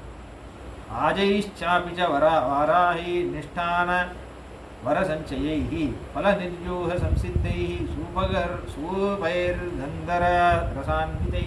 వీళ్ళ కోసం మీరు ఇప్పుడు ఆధునికంగా అంటున్నారే మాల్ట్ అని, వివిధ రకమైన జ్యూసులు, హార్లిక్స్, బోర్న్విటా అట్లాంటివి, అంటే సమయమైన వివిధ రకమైన ఎనర్జీ డ్రింక్, దాని తర్వాత సూప్, టమాటో సూప్, ఆ సూప్ లాంటిది ఏదైనా మంచి మంచి అంటే మంచి శాస్త్రోక్తమైన పదార్థాలతో కూరగాయలతో చేసిన అన్నీ అట్లాంటి సూప్, మాల్ట్, జ్యూస్ ఏది కావాలంటే అది, ఎనర్జీ డ్రింక్ అది ఇది అన్నీ ఏర్పాటు చేసిన అన్నీ తాగుతున్నారు. అభూర్వనపాశ్చేషు కూపా పాయసకర్దమాహ. పెద్ద పెద్ద బావులు నిర్మాణం చేశారు. ఒక బావి మొత్తం పాలు, ఎంత పాలు కావాలో తాగు. ఒక బావి మొత్తం షుగర్ కేన్ జ్యూస్, ఎంత షుగర్ కేన్ జ్యూస్ కావాలో తాగు. పాయసం, పాయసం, అది సగ్గుబియ్యంతో పాయసం చేస్తారు. వివిధ రకమైన అన్నీ ఒక్కొక్క బావి అంతా, ఆ బావిలో మునుగుతున్నారు, తేల్చున్నారు. ఆప్యో మైరేయ పూర్ణాశ్చ పృష్టమాంసయచైర్వృతాః ప్రతప్త పిటరైశ్చాపి మార్గమాయూరకోక్కుటై. దాని తర్వాత ముఖ్యంగా చెప్తున్నారు చూడండి, వీళ్ళు వచ్చారు కదా, గుహుడు పాపం ఆయన నిషాదరాజు కదా, వాళ్ళందరూ పల్లెవాళ్ళు, ఈ కోయ జాతికి చెందిన వాళ్ళు. వాళ్ళకి సపరేట్గా వాళ్ళకి ఒక వనమే ఇచ్చేసాడు. నీది సపరేట్ వనం వాళ్ళ కోసం. వాళ్ళందరూ ఇదే కదా, వాళ్ళు ఈ కోడి మాంసం, ఆ మాంసం అనుకో, మంచి మంచి మాంసం అంతా పెట్టేశారు. వాళ్ళకి మంచి డ్రెస్సులు, వాళ్ళకి మంచి మళ్ళీ పాయసాలు, వివిధ రక్షణ భోజనాలు అన్నీ. శృంగిబేరపురం వాళ్ళందరికీ ఒక వనం అలా చేసి పెట్టారు. ఆత్రీణాంశ శస్త్రాన్ని స్థాళీనాం నీతాని. వాళ్ళు తినడానికట బంగారు పాత్రలు అప్పటికప్పుడు వచ్చేస్తున్నాయి. ఎక్కడ నుంచి వస్తున్నాయో తెలియదు, అన్నీ నిర్మాణం అయిపోతున్నాయి. పెద్ద పెద్ద టేబుల్స్, ఆ టేబుల్స్లో ప్లేట్ అన్నీ, 3 రకాలు స్థాళీ అన్నీ.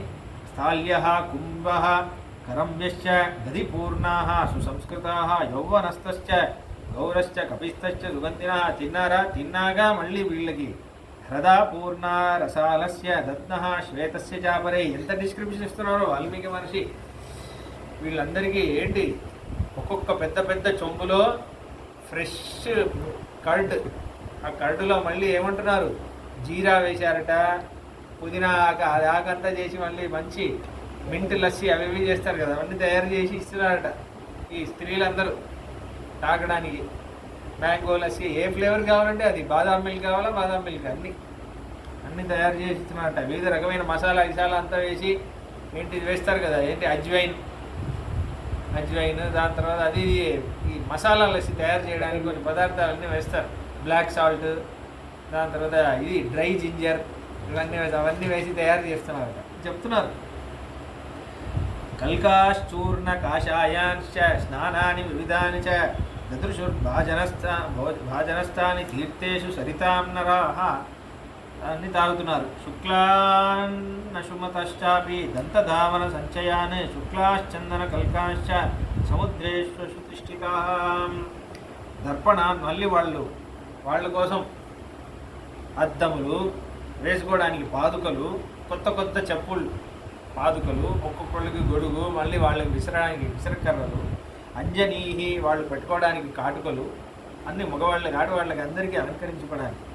కూర్చా ఛత్రాన్ని ధనుంషిచ వర్మతరాన్ని, వాళ్ళకి అన్ని కవచాలన్నీ వేసుకోవడానికి కొత్త కవచాలు అయోధ్య కవచం బాగాలేదు, భరద్వాజ మహర్షి ఇచ్చిన కవచమే బాగుంది అని అనుకుంటున్నారు. ప్రతిభాన్ అస్త్రదాన్ పూర్ణాన్ కరోష్ట్రగజవాజినం అవకాశ్య సుతీష్టాన్ రథాన్ సోత్పల పుష్కరాన్.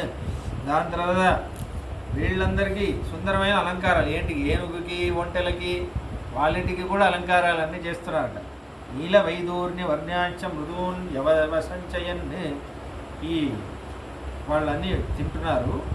ఇవన్నీ మళ్ళీ ఇంకోసారి భోజనం పెట్టడానికి ఈ ఆవులు ఇవన్నీ తింటూ ఉంటాయి కదా, మళ్ళీ ఇంకో బ్యాగ్ ఫ్రెష్ ఇంకోటి. దాంతో యస్మయంత మనుష్యాస్తే స్వప్నకల్పం తదద్భుతం దృష్ట్వాతిథ్యం కృతం తాదృక్ భరతస్య మహర్షిణ. నాకు ఇంకా అర్థం కావట్లేదు రా, ఇది ఏమైనా స్వప్నమా నిజమేనా, ఏంటి జీవితంలో నేను ఇటువంటి భోగాలనే అనుభవిస్తానా అంటున్నాను. ఇత్యేవం ప్రమమాణానాం దేవానామేవ నందనే భరద్వాజాశ్రమే రమ్యే. అలా రాత్రి గడిపారట అన్నీ. దాని తర్వాత రాత్రి గడపంగానే పొద్దున్న లేస్తే మళ్ళీ అన్నీ ఆనందం.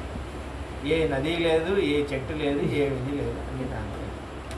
అలా అయిపోయి నెక్స్ట్ డే బయలుదేరి అలా పడుకున్నారట. పడుకుంటే అంటున్నారు, తథైవ మత్తా మదిరోత్కటానరా తథైవ దివ్యా గురు చందనోక్షిత తథైవ దివ్యా వివిధాశ్రగుత్తమాః పృథక్ వికీర్ణ మునిజయ ప్రమాదిత. వాళ్ళందరూ ఆ ఆనంద బాష్పంలో అలా పడుకుంటే అక్కడక్కడ వస్త్రాలు పడున్నాయి, పుష్పాలు పడున్నాయి, బంగారు ఆభరణాలు పడున్నాయి, తిన్నవి సగం తిన్నవి అలా పడున్నాయి, అన్నీ అలా ఇలా పడున్నాయి అంటున్నారు. ఇక్కడే ముఖ్యమైన విషయం ఒకటి గమనించాలి. మనకి ఇవన్నీ రాకపోవడమే ఒక ఆనందం అని మనం తెలుసుకోవాలి. ఎందుకంటే ఇంతమంది ఉందా, ఒక్కడైనా రాముడిని తలుచుకున్నాడు. నీకు ఐశ్వర్యం, నువ్వు 1,00,00,000 రూపాయలు ఉంది కానీ నువ్వు నీకు ఏది కావాలంటే అది ఉంది, కానీ నువ్వు రాముడిని తలుచుకోలేకపోయేంత నిన్ను రాముణ్ణి మర్చిపోయేటట్టు ఐశ్వర్యాలు చేస్తున్నాయంటే అది ఉండి ఏం ప్రయోజనం? అదే నీ ఇంట్లో నీకు ఎంత కావాలో అంతే ఇచ్చాడు దేవుడు, నీకు ఏ పూటకి ఎంత కావాలో అంతే ఇచ్చాడు. ప్రతి క్షణం నువ్వు రాముడిని తలుచుకోగలుగుతున్నావు, అది కదా ఐశ్వర్యం ఉంటుంది. కాబట్టి సుధామాకి అన్నీ ఇస్తాడు, ఆ ఊరినే మార్చేస్తాడు కదా. 3 పిడికిలి అటుకులు ఇచ్చాడని అన్నిటినీ మార్చేస్తాడు. మార్చేసినప్పుడు సుధామ వాళ్ళు ఊరికి వెళ్ళినప్పుడు ఏమవుతుంది, సెల్ ఫోన్ ఎట్లా ఊరికి వెళ్ళినప్పుడు మొత్తం మారిపోతుంది కదా. మారిపోతే చూసి ఆశ్చర్యపోతాడు, ఏంటి మన ఊరైనా ఇది. మారిపోయాక ఏడుస్తాడు. ఏడ్చి అంటాడు, సుధామ తనలో తాను చింతించుకునే ఒక 4-5 శ్లోకాలు ఉన్నాయి భాగవతం. భక్త అయచిత్ర భగవాన్ హి సంపదో రాజ్యం విభూతిర్న సమర్థయత్యజ అదీర్ఘబోధాయ విచక్షణ స్వయం పశ్యన్నిపాతం ధనినా మదోద్భవం. అయ్యో, నిజమైన భక్తులకి కృష్ణుడు ఇవన్నీ ఇచ్చి హింసించడే, ఆ భక్తి ఇంకా పరిపక్వం చెందలేదన్నమాట. అందుకే నన్నీ మళ్ళీ నువ్వు ఈ సుఖభోగాలన్నీ అనుభవించు అని, ఇవన్నీ అనుభవిస్తే నేను కృష్ణుడిని మర్చిపోతానే, నాకు ఇంకా భక్తి పరిపక్వత చెందలేదు, అందుకే కృష్ణుడు నాకు మళ్ళీ ఈ మాయాజాలంలో నన్ను పడేసి నన్ను మళ్ళీ ఇది చేస్తున్నాడే. కృష్ణ, నేను అడిగింది ఏంటి, నేను నా దగ్గర పూటికి అన్నం లేకపోయినప్పుడు కూడా నేను నిన్ను తలుచుకొని ఆనందంగా ఉన్నానే, నేను ఇవన్నీ అడగలేదే తండ్రి, నాకు ఎందుకు ఇవన్నీ ఇచ్చి నన్ను మళ్ళీ ఎందుకు హింసిస్తున్నావు అని ప్రశ్నించి, దాని తర్వాత ఇకపైన నేను జాగ్రత్తగా ఉండాలి. ఇకపైన నేను ఎలా ఉండాలంటే, ఇకపైనే నాకు కష్టం, ఇంతవరకు నేను సుఖంగా కృష్ణుడిని తలుచుకోగలిగాను, ఇకపైన నేను కృష్ణుడిని సుఖంగా తలుచుకోలేను. కాబట్టి ఇక్కడే నేను ఇంకా జాగ్రత్తగా ఉండాలి. నేను కృష్ణుడిని తలుచుకుంటూ ఎందుకంటే ఈ సుఖాలన్నీ కృష్ణుడిని మర్చిపోయేటట్టు చేస్తుంది. వేదాంతేశ్వర స్వామి చరిత్రలో చూస్తున్నాం కదా, వేదాంతేశ్వర స్వామి వారు ఉంచవృత్తి తీసుకొచ్చినప్పుడు ఒక ఆయన ఏం చేస్తాడు, బంగారు నాణాలన్నీ నింపేస్తాడు కలశంలో. అది ఇంటికి తీసుకొస్తే ఆవిడ బంగారు నాణాలే చూడలేదు. ఏంటండి ఇది అని అడిగినప్పుడు ఆయనకు అర్థమవుతుంది, ఎవడో ఆయన డబ్బులు ఇస్తే తీసుకోడు అని, వేదాంతేశ్వర స్వామి వారు డబ్బులు ఇస్తే తీసుకోరు అని ఒక ఆయన బియ్యంతో బంగారు నాణాలు కలిపి తీసుకొచ్చి వేదాంతేశ్వర స్వామి అంటారు, ఆవిడ చూడండి, ఆవిడ బంగారు నాణాలే చూడలేదు ఇప్పుడు, ఏంటండి ఇది మిలమిల మెరిసిపోతున్నాయని అడిగితే వేదాంతేశ్వర స్వామి అంటున్నారు, ఇది కొత్త పురుగులు, నువ్వు చూడలేవు కదా, ఇది పురుగులు. పురుగులా అంటే అవును, అది ఒకే చోటే ఉంటాయి, అలా మిలమిల మెరుస్తాయి. కానీ ముందు ఇక్కడ పట్టుకుంటుంది, దాని తర్వాత ఇక్కడ పట్టుకుంటుంది, దాని తర్వాత ఇక్కడ వస్తుంది, దాని తర్వాత గొంతును పట్టేసుకుంటుంది, దాని తర్వాత నువ్వు భగవంతుడిని మర్చిపోతావు అన్నారు. కాబట్టి వెంటనే పడేసేయి అన్నారు. ఆవిడ వెంటనే భయపడుతూ ఒక కర్ర తీసుకొచ్చి బియ్యం నుంచి మెల్లమెల్లగా ఒక్కొక్క నాణ్యం తీసుకొని పడేసి, అదే ఆయన వైరాగ్యం. ధనం చేతికి వచ్చిందనుకోండి, భగవంతుడిని మర్చిపోతాం. బ్రాహ్మణ సమాజం నాశనమైందికే ఇదే కారణం. మీరు చూడండి, కావాలంటే ధనం లేనప్పుడు పేద బ్రాహ్మణుడు అని కథలన్నీ ఉండేది అప్పుడంతా. అప్పుడున్నప్పుడు బ్రాహ్మణుడు వేదాధ్యయనం చేసుకుంటూ హాయిగా ఉన్నాడు, జ్ఞాన సముపార్జనలో పెట్టాడు వాడు దృశ్యం అంతా.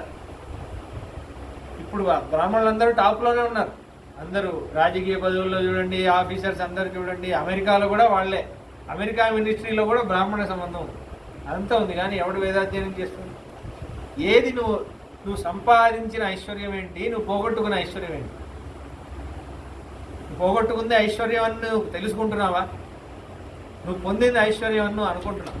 కాబట్టి అదే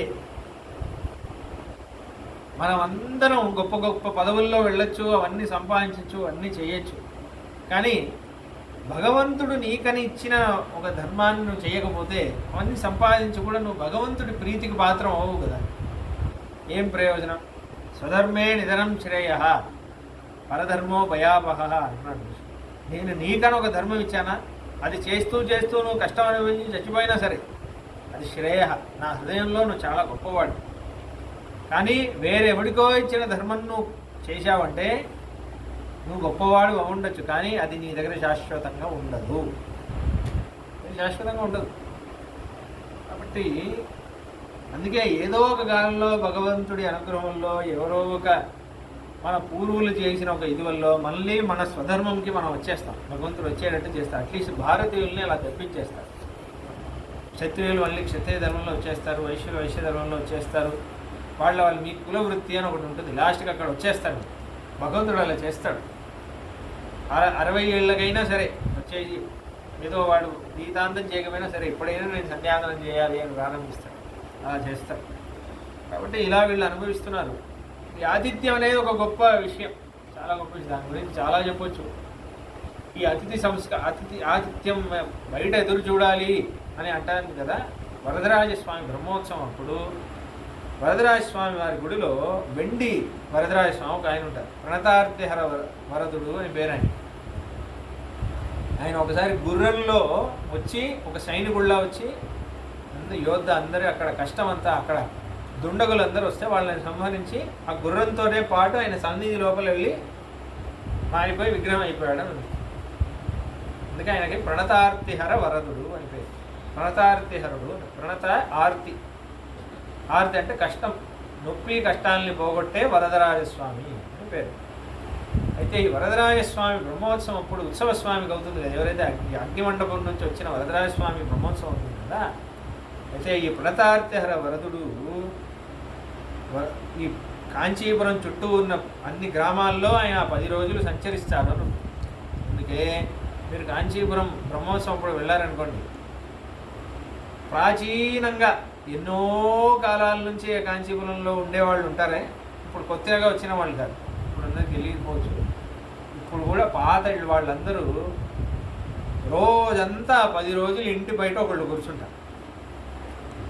కూర్చొని ఎవడో ఒకడు క్యాజువల్గా రోడ్లో నడుస్తుంటాయి, మా ఇంటికి భోజనానికి వస్తారు, మా ఇంటికి భోజనానికి వస్తారా, ప్రసాదం సిద్ధంగా ఉంది అని అడుగుతారు. ఎందుకంటే ఏ రూపంలో ప్రణతార్తిహర వరదుడు వస్తాడో తెలియదు అని వరదరాజస్వామి కోసం మా ఇంటికి వస్తారు అని రోజంతా ఎదురు చూస్తారు, రోజంతా. ఇన్ఫ్యాక్ట్ ఈ అత్తి వరదరాజస్వామి ఉత్సవం అవుతుంది 40 ఏళ్ళకు ఒకసారి. మొన్న 2017లోనే ఎప్పుడు అయింది, 19 ఎప్పుడు అయింది, 48 రోజులు. అప్పుడు ఎంతమంది జనాలు వచ్చారో మీరు వెళ్ళారా ఎవరైనా? దాంట్లో వెళ్తుంటే మీకు తెలిసి ఉంటుంది. అసలు లేదు, దర్శనం అవదు. 18 అవర్స్ 13 అవర్స్ 15 అవర్స్ దర్శనం. అసలు కాంచీపురంలో ప్లేస్ లేదు, అంతమంది వచ్చేసారు. అహోబిల మఠంలో ఒక స్వామి సన్నగా ఉంటారు. ఆయన మొత్తం ఆ 48 రోజులు అహోబిల మఠానికి ఎంతమంది వస్తారో కాదు అనకుండా లేదు అనకుండా అందరికీ భోజనం పెట్టాలి అని ఒక ఆయన సంకల్పం చేసుకున్నాడు. సంకల్పం చేశాడంటే కూడా ఆయనే అంత ఏర్పాటన్నీ చేస్తున్నాడు. ఆయనతో మాట్లాడే అవకాశం కలిగింది దాసుడికి. ఆయన శ్రీ వైష్ణవులే. ఏంటి ఏర్పాటు చేయడమే కాదు, ఒక్కొక్కళ్ళకి అత్తివరదరాజ స్వామి బ్యాగులో 2 లడ్డూలు, వరదరాజ స్వామి వారి పాకశాల ఆ కిచెన్లోనే వరదరాజ స్వామి వారి వంటలు చేసి ఆ స్వాములతోనే వండించి అత్తివరదరాజ స్వామి వారికి నివేదన చేసిన సపరేట్గా ఈయన స్పెషల్గా చేయించి ఒక్కొక్కరికి 2 లడ్డూలు ఒక కవర్లో భోజనం చేశాక 2 లడ్డూలు ఇస్తున్నారు. ఒక్కొక్క రోజు ఆయన ఎంతో వేల మందికి చేశారు, అలా 48 రోజులు. అయితే ఆయనతో మాట్లాడితే ఆయనే చెప్పారు ఆ విషయం. ఒక 1 month ముందు వరదరాజ స్వామి కల్లో వచ్చారంట. ఆయన కల్లో వచ్చి ఆయనకి ఏదో ప్రాపర్టీ ఉందంట ఊర్లో, 25 కోట్ల ఏదో ప్రాపర్టీ. అత్తివరదరాజ స్వామి ఉత్సవం వస్తుంది కాంచీపురంలో, అహోబిల మఠంలో తదీయారాధనం, ఆ కైంకర్యం నువ్వే చేయాలి. సరే, నీ ఆస్తి 20 కోట్లు అమ్మేసి తాకట్టు పెట్టేసి నాకు ఈ సేవ చేసి పెట్టు అన్నారు. ఆయన అమ్మేశాడు.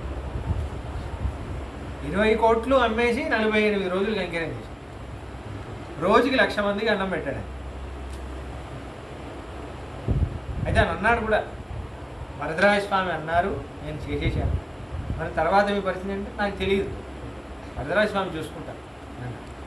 వాళ్ళ పిల్లలు పాపం మనసు ఇదయ్యారట, నాన్న మాకు ఏం ఆస్తి పెట్టలేదు అని. సరే, ఇప్పటికి నేను ఆలోచించట్లేదు, ఏదో వరదరాజ స్వామి నిర్ణయం, అది ఆయన చూసుకుంటాడు అన్నాడు. ఇంతమంది ఉండగా మహారాజాలు ఎంతోమంది ఉన్నాడు, దాసుణ్ణి నియమించాడు కదా ఈ కైంకర్యం చేయమని. కాబట్టి అంతకంటే భాగ్యం ఏంటి స్వామి? కాబట్టి మీ దగ్గర ఎంత ఆస్తి ఉంది అనేది ముఖ్యంగా. వరదరాజ స్వామికి మీరు అంత స్వాతంత్రంలో మీరు ఉన్నారా? మీకు ఆయన హామీ ఇచ్చేంత స్వాతంత్రంలో మీరు ఉన్నారా? అది కావాల్సింది కదా. మీ దగ్గర కోట్లు ఉంటాయండి, ఇదే భగవంతుడు, ఇది నా ధనం అని స్వేచ్ఛతో వాడు తీసుకోగలగాలి కదా. అది ఆతిథ్యం అంటే అంత గొప్పది. అందుకే చాలా విషయాలు ఉన్నాయి. యాక్చువల్లీ ఈ జరాసంధుడు కూడా ఒకసారి ఇది చెప్పి ముగించేస్తాను.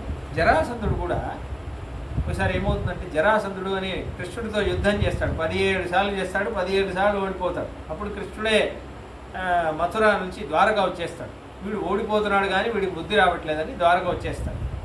అందుకే కృష్ణుడికి రణచోర అని పేరు. అంటే యుద్ధాన్ని వదిలేసిన వాడు అంటే. అయితే గుజరాత్లో అన్ని రణచోర అని చాలా గుళ్ళన్నీ ఉంటాయి కృష్ణుడికి. అయితే ఆ ద్వారకా నిర్మాణం అప్పుడే చేశాడు. అప్పుడు ఒకసారి ఏమైందంటే, కృష్ణ భక్తులు ఒక 20,000 మహారాజాలని కారాగృహంలో వేసేశాడు జరాసంధుడు. కృష్ణ సంబంధం ఉంది అని తెలిస్తే వేసేస్తాడు. జైల్లో వేశాడు. జైల్లో వేసి వాళ్ళందరూ గొప్ప గొప్ప మహారాజులు, వాళ్ళందరినీ జైల్లో వేశాడు. అప్పుడు యుధిష్ఠిరుడు ధర్మపుత్రుడు రాజసూయ యాగం చేస్తున్నాడు హస్తినాపురంలో. అప్పుడు పాండవులే జరాసంధుడితో యుద్ధం చేసి జరాసంధుడిని కృష్ణుడు రాజసూయ యాగాన్ని రక్షిస్తాడు. పాండవులు జరాసంధుడిని చంపడానికి కృష్ణుడికి సహాయం చేస్తారు. అప్పుడు కృష్ణుడు ఈ 20,000 మంది మహారాజా వాళ్ళందరినీ కారాగృహం నుంచి రిలీజ్ చేస్తాడు. అప్పుడు వాళ్ళందరూ కృష్ణుడి దగ్గర వస్తారు. అప్పుడు వాళ్ళు మాట్లాడే ఒక అధ్యాయం శ్రీమద్భాగవతం, చాలా అందమైన అధ్యాయం. అంటే వాళ్ళంతారు, తయేవ కృష్ణాద్య గభీరరంహస దురంతే వీర్యేణ విచాలితాశ్రియః కాలేన తన్వా భవతోనుకంపయ వినష్టదర్పాశ్చరణో స్మరామతే. యా స్వామి, వినష్టదర్పాః చరణో స్మరామతే. నిన్ను చూశామే స్వామి, ఇంకా మాకేది చాలు, మాకు రాజ్యం వద్దే వద్దు. మేము కారాగృహంలో ఉన్నామే, చాలా సుఖంగా అనిపించింది. ఎందుకంటే నిన్నే తలుచుకున్నాం కదా, కృష్ణుడు మమ్మల్ని ఎప్పుడొచ్చి రిలీజ్ చేస్తాడు అని. ఇదే రాజ్యంలో ఉంటే మాకు అది దొరికేది కాదు. రాజకార్యాల్లో అన్నీ మిమ్మల్ని మర్చిపోయేవాడు. ఆనందంగా ఉంది మాకు ఈ రాజ్యం అంతా వద్దుస్తాం, నీకు ఐకర్యం చేసుకుంటూ ఇక్కడే ఉంటామే. వినష్టదర్పాహ, మాకు అభిమానం అంతా పోయింది.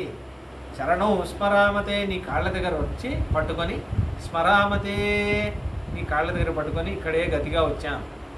ఇదే విషయమే ఈ భాగవత శ్లోకం. అలానే తిరుప్పావైలో గోదాదేవి அங்கன்மா ஞாலத்தரசர் அபிமான பங்கமாய் வந்து நின் பள்ளிக்கட்டில் கீழே సంగమెరుప్పార్ పోల్ అని. అంగన్మా న్యాలత్తరసర్, మా న్యాలత్తు మహా భూమిలో ఉన్న అరసర్ మహారాజులందరూ అభిమానం భంగమైపోయి పళ్ళి కట్టిల్ కీడే, నీ మంచం దగ్గర వచ్చి నీ కాళ్ళు పట్టుకొని నువ్వే గది అని నించున్నట్టు నేను వచ్చాను అని అంటుంది ఈ శ్లోకం నుంచి అంటుంది. అలానే శ్రీమద్భాగవతం అలానే తమిళ్లో చెబుతుంది గోదావరి. అప్పుడు కృష్ణుడు అంటున్నాడు, మీకు ఇప్పుడే అసలైన అర్హత వచ్చింది రాజ్యాన్ని వెళ్ళడానికి. ఎప్పుడైతే మీరు ఇది నాకు ఒక ప్రతిబంధకం అని అనుకుంటున్నారో ఇప్పుడే మీరు రాజ్యం వెళ్ళాలి. ఎందుకంటే ఇప్పుడు మీరు రాజ్యం వెళ్ళాలనుకోండి, రాజసుఖానికి మీరు లోనవ్వరు. ఇది చేస్తున్నాను కానీ ఇది నేను కృష్ణ కైంకర్యంగా చేస్తున్నాను, కృష్ణ దాసుడిగా చేస్తున్నాను అంటారు కానీ మీరు అటాచ్ అవ్వరు. డిటాచ్డ్ స్టేటే ఉండాలి. కంప్లీట్ డిటాచ్మెంట్ పాసిబుల్ కాదు. కంప్లీట్ డిటాచ్మెంట్ అందరూ అయిపోయారు అనుకోండి, మనుషులందరూ చెట్లు అయిపోతారు, ఒకళ్ళతో ఒకళ్ళు మాట్లాడుకోరు. మనిషికి అవసరం ఉంది, అసలు కంప్లీట్ అటాచ్మెంట్ రాదు ఇక్కడ. మనిషికి అవసరం ఉంది, సమాజం పనిచేయదు. అందరూ సన్యాసులు అయిపోతే వచ్చే తరం ఎలా వస్తుంది, ఏది కష్టం కాదు. అందుకే ఒక డిటాచ్డ్ స్టేట్ ఉంటుంది. అంటే ఏంటి, అన్నీ గృహస్థుడికి ఎస్పెషలీ గృహస్థుడు చేసేవన్నీ చేయాలి, ఇంట్లో ఏవేవి కావాలో అన్నీ చేసి పెట్టాలి. కానీ ఇది భగవంతుడి ఇల్లు, ఇది భగవంతుడి కైంకర్యం, ఇది నాకు కైంకర్యం, ఇది నాకు, నేను దీనివల్ల ఆనందం పొందుతున్నాను అనుకున్నాను అనుకోండి, నాకు ఆనందం కావాలనుకుంటే మీరు పాపం చేస్తారు. కృష్ణుడికి ఏది నచ్చుతుందో అదే నాకు నచ్చుతుంది, అదే నాకు శ్రేయస్కరం అనుకున్నాను అనుకోండి, కృష్ణుడి కోసం టీవీ చూస్తారు. కృష్ణుడి కోసం టీవీ చూస్తే మంచివే చూస్తారు. కృష్ణుడి కోసం ఇయర్ ఫోన్స్ పెట్టుకున్నారంటే మంచివే వింటారు. కృష్ణుడి కోసం యూట్యూబ్లో షార్ట్స్ చూశారంటే మంచిదే చూస్తారు కదా. అదే నా కోసం నేను చూస్తాను అన్నప్పుడు అప్పుడే ఏదో కొత్త సినిమా వచ్చింది ఇవన్నీ చూస్తాం కదా. కాబట్టి డిటాచ్డ్ స్టేట్ అంటే ఉండాలి, కానీ భగవంతుడి దాసులో. కృష్ణుడు అదే అంటున్నాడు, వాడు ఇప్పుడు మీరు వెళ్ళండి, ఇప్పుడే మీకు రాజ్యం ఏలడానికి యోగ్యత వచ్చింది. కానీ రాజ్యం ఏలేటప్పుడు ఒకటి గుర్తుపెట్టుకోండి, సంతన్వంత, సంతోషంగా ఉండండి. ప్రజాతంతోన్, ప్రజలందరినీ, మీకు మంచి పిల్లలందరూ కలగాలి, రాజభోగాలన్నీ కలగాలి. సుఖ దుఃఖం బబావు, కానీ సుఖం దుఃఖంలో మీకు తేడా తెలియకూడదు. సుఖం వచ్చినా నా ధ్యేయం ఏంటి, సుఖం సంపాదించడం నా ధ్యేయమా, భగవత్ కైంకర్యం చేయడం నా ధ్యేయమా? ఇవాళ చాలా సుఖంగా ఉంది, అది నా ధ్యేయమా? సుఖం అంటే ఏంటి, సోఫాలో కూర్చొని ఆనందంగా టీవీ చూస్తున్నాం అంటే సుఖమా? సుఖం ఉంది, ₹1,00,000 ఇవాళ ఉద్యోగం చేయకపోయినా డబ్బులు వస్తుందండి, అది సుఖం అనుకోండి. దుఃఖం ఉంది, ఎప్పుడు చూసినా కాలు నొప్పి, చేయి నొప్పి, జ్వరం వచ్చేసింది, ఇంట్లో ఎవరికి బాగాలేదు, అన్ని కష్టాలు ఒకేసారి వస్తున్నాయి. కానీ రెండిటిలోనూ మీరు ధ్యేయం భగవంతుడి కైంకర్యంలోనే ఉందనుకోండి. మీరు ఏ పైసా మీరు ఏ పని చేయకపోయినా మీకు డబ్బులు వస్తుంది, కానీ మీరు భగవత్ కైంకర్యంలో బిజీగా ఉన్నారు. మీకు ఎంత దుఃఖం వచ్చినా మీరు భగవత్ కైంకర్యంలో బిజీగా ఉన్నారు. అప్పుడు మీకు ఆనందమే ఆనందం, ఎందుకంటే మీ దృష్టి భగవత్ కైంకర్యంలో ఉంది కాబట్టి మీకు దుఃఖం అనేది తెలియదు. దుఃఖం అనేది తెలుసుకున్నాను అనుకోండి, గుడిలో కైంకర్యం అనేది చాలా పెద్ద దుఃఖం, అవునా? ఎంత కష్టం, ఎంత గండి చేయాలి. ఉత్సవ టైంలో బ్రహ్మోత్సవం అవుతుంది, ఎంత పని ఉంటుంది అర్చకులకి. 48 అవర్స్ డ్యూటీ ఉంటుంది. ఒక్కొక్కసారి ఒక అర్చకుడు రాలేదనుకోండి, 48 అవర్స్ డ్యూటీ చేయాలి. ఇంటికి వెళ్ళలేం, స్నానం చేయాలి, వచ్చేయాలి. ఏం తింటున్నారో ఏం పడుకుంటున్నారో ఏం తెలియదు. అహోబిలం వెళ్ళారనుకోండి బ్రహ్మోత్సవానికి, వాళ్ళందరూ ఎక్కడెక్కడి నుంచో వస్తారు. అర్చక స్వామి ఇంట్లోనే పడుకుంటున్నారు.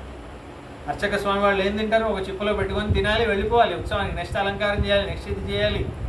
వాళ్ళందరూ కొంచెం కూడా చికాకు పడకూడదు, అందరికీ ఇవ్వాలి కదా పాపం. ఇరిటేషన్ ఇంట్లో ఎవరెవరో వస్తారు, కానీ చికాకే పడదు. ఇది తింటారు, అది తింటారు. మఠంలో ఉంది, మఠంలో ఆ మేనేజర్ స్వామి వాళ్ళు కొడుకు నా ఫ్రెండే. వాడు ఎలా చదివాడు, ఎలా పైకి వచ్చాడు ఏం నాకు తెలియదు. వాళ్ళ ఇంట్లో ఎప్పుడు ఎవరో ఒకరు ఉంటారు. ఇంటికి ఎప్పుడు వెళ్ళినా ఎవరో ఒకరు వస్తారు, బంధువులు అహోబిలం అంటారు. ఎందుకంటే వాళ్ళని వెతుక్కుంటే వస్తారు కదా. అయినా కానీ వాడు చదివి ఇప్పుడు మైక్రోసాఫ్ట్లో పనిచేస్తున్నాడు. ఎలా చదివాడో తెలియదు, ఎలా ఇది వచ్చాడు. ఎప్పుడు చూసినా వాళ్ళ ఇంట్లో ఎవరో ఒకరు. వాళ్ళకి టిఫిన్, కాఫీ, టీ దీనికి అయిపోతుంది వాళ్ళకి. కానీ ఇది కైంకర్యం అని కైంకర్య బుద్ధి ఉంటేనే మీకు ఇది అదే ఐశ్వర్యం అంటే కదా. కాబట్టి కృష్ణుడు అదే అంటున్నాడు.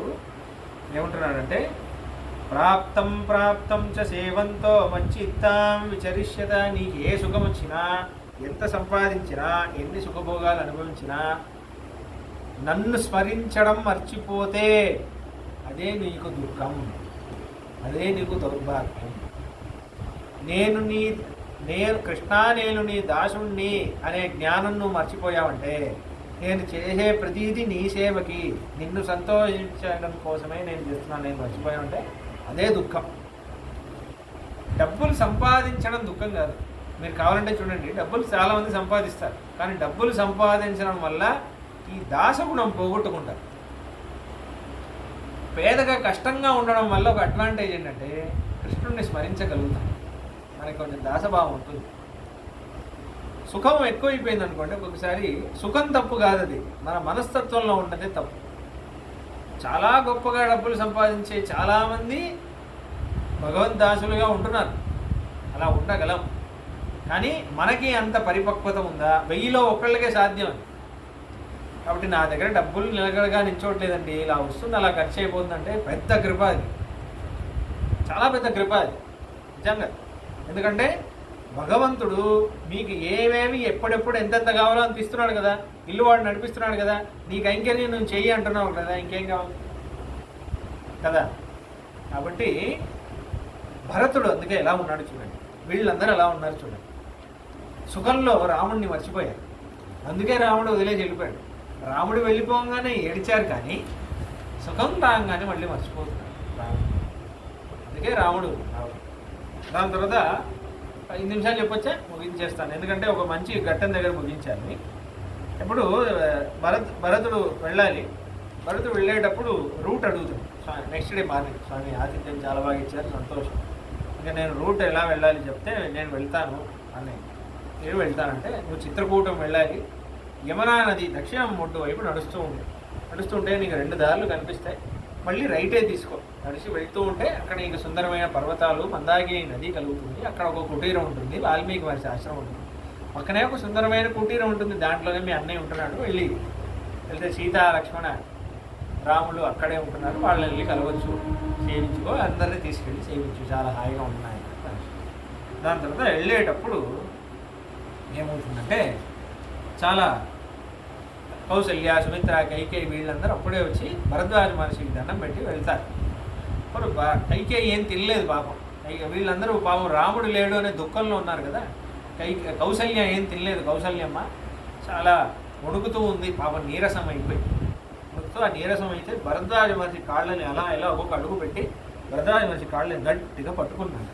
అంటే ఒక సపోర్ట్ కోసం, ఆనుకోవడానికి ఒక సపోర్ట్ పట్టుకొని 2 ప్రదక్షిణాలు చేసినంత. దాని తర్వాత సుమిత్రమ్మ కూడా చేసింది. కైకేయి అమ్మ కూడా తల దించుకుంటూ సిగ్గుపడుతూ, నా వల్లే ఇదంతా అయింది కదా అని పాపం సిగ్గుపడుతూ ఇలా చేసి భరతుడు పక్కనే వచ్చి నించుంది.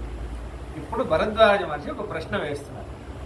ఏం ప్రశ్న వేస్తున్నారు అంటే చాలా ఆశ్చర్యమైన ప్రశ్న. తత్ర ప్రవృత్య భరతం భరద్వాజో మహాముని విశేషం జ్ఞాతుమిచ్చామి మాతృణాం తవ రాఘవ. భరత, నీ ముగ్గురులో ఎవరెవరు అమ్మలు చెప్పవా? నాకు కొంచెం అడుగుతున్నారు, నాకు చెప్పవా? నాకు ఎవరెవరు అని అంటు. నువ్వు తెలియదు ఆయనకి, ఎందుకు అడుగుతున్నాను చెప్తాను. ఇప్పుడు యామిమాం భగవాన్ దీనాం శోకానశనకర్షితాం పితుర్హి మహిషీం దేవీం దేవతామివ పశ్యసి येषां तं पुरुषं व्याघ्रं सिंहाविक्रान्तगामिनं కౌసల్యాశుషువే రామం ధాతారం అతిథిర్యత అతిథిదేవిలా ఉందే, భగవన్ సాక్షాత్ తపస్విగా ఉందే, ఇంత శోకించిపోతుందే, మా నాన్న పట్టమహిషి అయినటువంటి కౌసల్యమ్మే ఈవిడ, ధర్మాత్మురాలు, కష్టం నా వల్లే కష్టం కలిగిందే, రాముడి నా అన్నయ్య సాక్షాత్ శ్రీరామచంద్రుడి యొక్క అమ్మ తల్లి ఈవిడే కౌసల్య. ఆ కౌసల్యమ్మని ఆనుకొని లక్ష్మణ శత్రుఘ్నుడు లాంటి కైంకర్య శ్రీమంతులకి జన్మనిచ్చిన ఈ తల్లి ఉందే ఈవిడే సుమిత్ర అని అంటున్నాడు. దాని తర్వాత కైకేయి విధంగానే కోపం వస్తుంది, రోషం వస్తుంది, వణికిపోతున్నాడు, గజగజ వణికిపోయి యస్యాకృతే నరవ్యాగ్రౌ జీవనా శమితౌ గతౌ రాజా పుత్రవిహీనశ్చ స్వర్గం దశరథో గతః క్రోధనామకృతాం ప్రజ్ఞాం దృప్తాం సుభగమానినీం ఐశ్వర్యకామాం కైకేయీమనార్యాం ఆర్యరూపిణీం మమీతాం మాతరం విద్ధి నృశంసాం పాపనిశ్చయాం యతో మూలం హి పశ్యామి వ్యసనం మహదాత్మనః. ఎవరి అత్యాశ వల్ల ఇంత దుర్గతి వచ్చిందో అయోధ్యకి, ఎవరి వల్ల ఈ తల్లి కొడుకుని పోగొట్టుకుందో, ఏ కొడుకు పోయాడని మా నాన్న చచ్చిపోయారో, ఎవరి వల్ల ఇంత కష్టం వచ్చిందో, ఎవరి వల్ల నాకు నింద వచ్చిందే, ఈ క్రూరురాలు, ఇంత అత్యాశం కలిగిన, ఇంత లోభం మోహం మదం ఆశ్చర్యం కలిగిన ఈ క్రూరురాలే మా అమ్మ అని అంటున్నాడు. అనగానే కోపం ఉణికిపోతుంది. ఉణుకుతుంటే అప్పుడు భరద్వాజ మహర్షి అంటున్నాడు, బుద్ధిర్వచనమప్రవీద్ ఒక గుణం, చాలా చెప్పాలంటే భరతుడిని కాపాడుతున్నాడు. నదోషేనావగంతవ్యా కైకేయీ భరతత్వయా రామప్రవ్రాజనం హేతత్ సుఖోదర్కం భవిష్యతి దేవానాం దానవానాం చ ఋషీణాం భావితాత్మనాం హితమేవ భవిష్యద్ది రామ ప్రవ్రాజనాదిహ. నదోషేనావగంతవ్యా భరత, కైకేయిది ఏ దోషం లేదు, కైకేయిలో దోషం చూడొద్దు. రామ ప్రవ్రాజనం హేతత్ సుఖోదర్కం భవిష్యతి. రాముడు వనవాసం వెళ్ళడానికి, సీతాలక్ష్మణులతో రాముడు వనవాసం వెళ్ళడానికి ఒక గొప్ప సుఖమైన ఒక కారణం ఉంది. అందరికీ సుఖం కలగబోతోంది, అది నువ్వు తెలుసుకుంటావు. అది ఎంత పెద్ద సుఖం అంటే దేవానాం దానవానాంచ ఋషీణాం భావితాత్మనాం హితమేవ భవిష్యద్ది రామ ప్రవ్రాజనాదిహ. రాముడు వనవాసం వెళ్ళడంలో ఆ అందరూ దేవతలకి, ఋషులకి, మొత్తం ప్రపంచానికి, రాక్షసులకి కూడా ఒక గొప్ప హితమైన ఒక ప్రయోజనం జరగబోతోంది, పెద్ద ధర్మకార్యం జరగబోతోంది. అందుకే రాముడు వనవాసానికి వెళ్ళాడు. దాంట్లో కైకేయి ఒక కారణమైంది, కానీ కైకేయి వల్లే ఈ మంచి కార్యం జరిగిపోతోంది. కైకేయి అది చెయ్యకపోతే మంచి కార్యమే జరగదు. నీకు ఇప్పుడు తెలీదు, ఆ సుఖం వచ్చినప్పుడు నీకు తెలుస్తుంది. మీ అమ్మ వల్ల ఒక గొప్ప కార్యం జరిగింది, మీ అమ్మని దోషం పట్టవద్దు. ఇప్పుడు భరద్వాజ మహర్షి త్రికాలజ్ఞులు, మనకు విషయం తెలుసు. కృతజ్ఞులు అంటే పాస్ట్ తెలుసు, ప్రజెంట్ తెలుసు, ఫ్యూచర్ తెలుసు. పాస్ట్ తెలుసు అనేది ఎలా తెలుస్తుందంటే, భరతుడు వచ్చినప్పుడు భరద్వాజ మహర్షి ఏమయ్యా దశరథుడు ఎలా ఉన్నాడు అని ప్రశ్న అడగరా. ఏమయ్యా భరత బాగున్నావా అని అడుగుతారు. రాముడు ఎలా ఉన్నాడు, రాముడు అంటే ఆయన పంపించాడు అనుకో, దశరథుడు ఎలా ఉన్నాడు అని ప్రశ్న అడగడు. దశరథుడు పోయాడు ఆయనకి ఎలా తెలుసు? ఆయనకి పాస్ట్ తెలుసు కాబట్టి. ఇప్పుడు ఫ్యూచర్ తెలుసు, ఏం జరుగుతుందో ఏం జరగబోతోందో ఆయన చెప్తున్నాడు. ఇంకోటి, భరతుడు కైకేయ దేశంలో ఉన్నప్పుడు ఆయనకు ఒక కళ వస్తుంది కదా. దశరథ మహారాజు చనిపోయినప్పుడు ఒక ఆడది గొర్రెల్లో పట్టుకొని ఈడ్చుకొని వెళ్తున్నట్టు ఒక కళ వస్తుంది. అందుకే అప్పుడే మా అమ్మ క్రూరురాలు, మా అమ్మ అధర్మురాలు బాగుందా అని అడుగుతాడు దూతుల దగ్గర. ఆ గుర్రంలో ఈడ్చుకొని వెళ్ళిన స్త్రీ మా అమ్మే కావచ్చు అని ఒక డౌట్ భరతుడికి. స్వప్నంలో వచ్చిన స్త్రీ మా అమ్మ బాగుందా క్రూరురాలు అడుగుతా. అప్పుడు తిడతాడు, రాగానే తిడతాడు.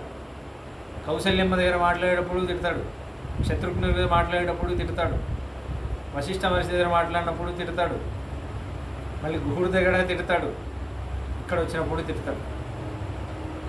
ఇప్పుడు భరద్వాజ మహర్షి ఆపకపోతే ఇదే తిట్టడం. నెక్స్ట్ రాముడిని కలుస్తాడు. రాముడి దగ్గర కైకేయి గురించి ఒక్క చెడ్డ మాట మాట్లాడినా పాదుక ఇవ్వడు రాముడు. ఈ విషయం భరతుడు కూడా తెలుసు. శత్రుఘ్నుడి దగ్గర మంతరని చంపేస్తానన్నప్పుడు భరతుడే అంటాడు, నేను మా అమ్మని చంపేద్దాం అనుకున్నాను రా, అని చంపితే రాముడు నాతో మాట్లాడడు, అమ్మని చంపినవాడా మాతృఘాతకుడా అని నన్ను నాతో మాట్లాడడు, అది కావాలా నీకు అని అడుగుతాడు. శత్రుఘ్నుడికి చెప్పేటప్పుడు అది ఉంది, కానీ తనకి కోపం ఉంది కదా, కోపం రగిలిపోతుంది, ఇంకా కోపం బయటకు వస్తుంది. భరద్వాజ మనిషి ఆపుతుంది. ఇక పైన కైకేయిని ఒక్క మాట అన్నాడు, మౌనం అయిపోతాడు. కైకేయి మీద కోపం ఉంది కానీ మౌనంగా ఉంటాడు. సరే, ఏదో భగవత్ సంకల్పం. ఒకసారి మనకు కూడా కోపం వస్తుంది, చికాకు వస్తుంది, తిడుతూ ఉంటాం. ఒక స్టేజ్లో ఏమైపోవాలంటే, సరే భగవత్ సంకల్పం, నేను తిడితే వాళ్ళకి దుఃఖం, మనకి దుఃఖం, సరే నేను మౌనంగా ఉంటాను అని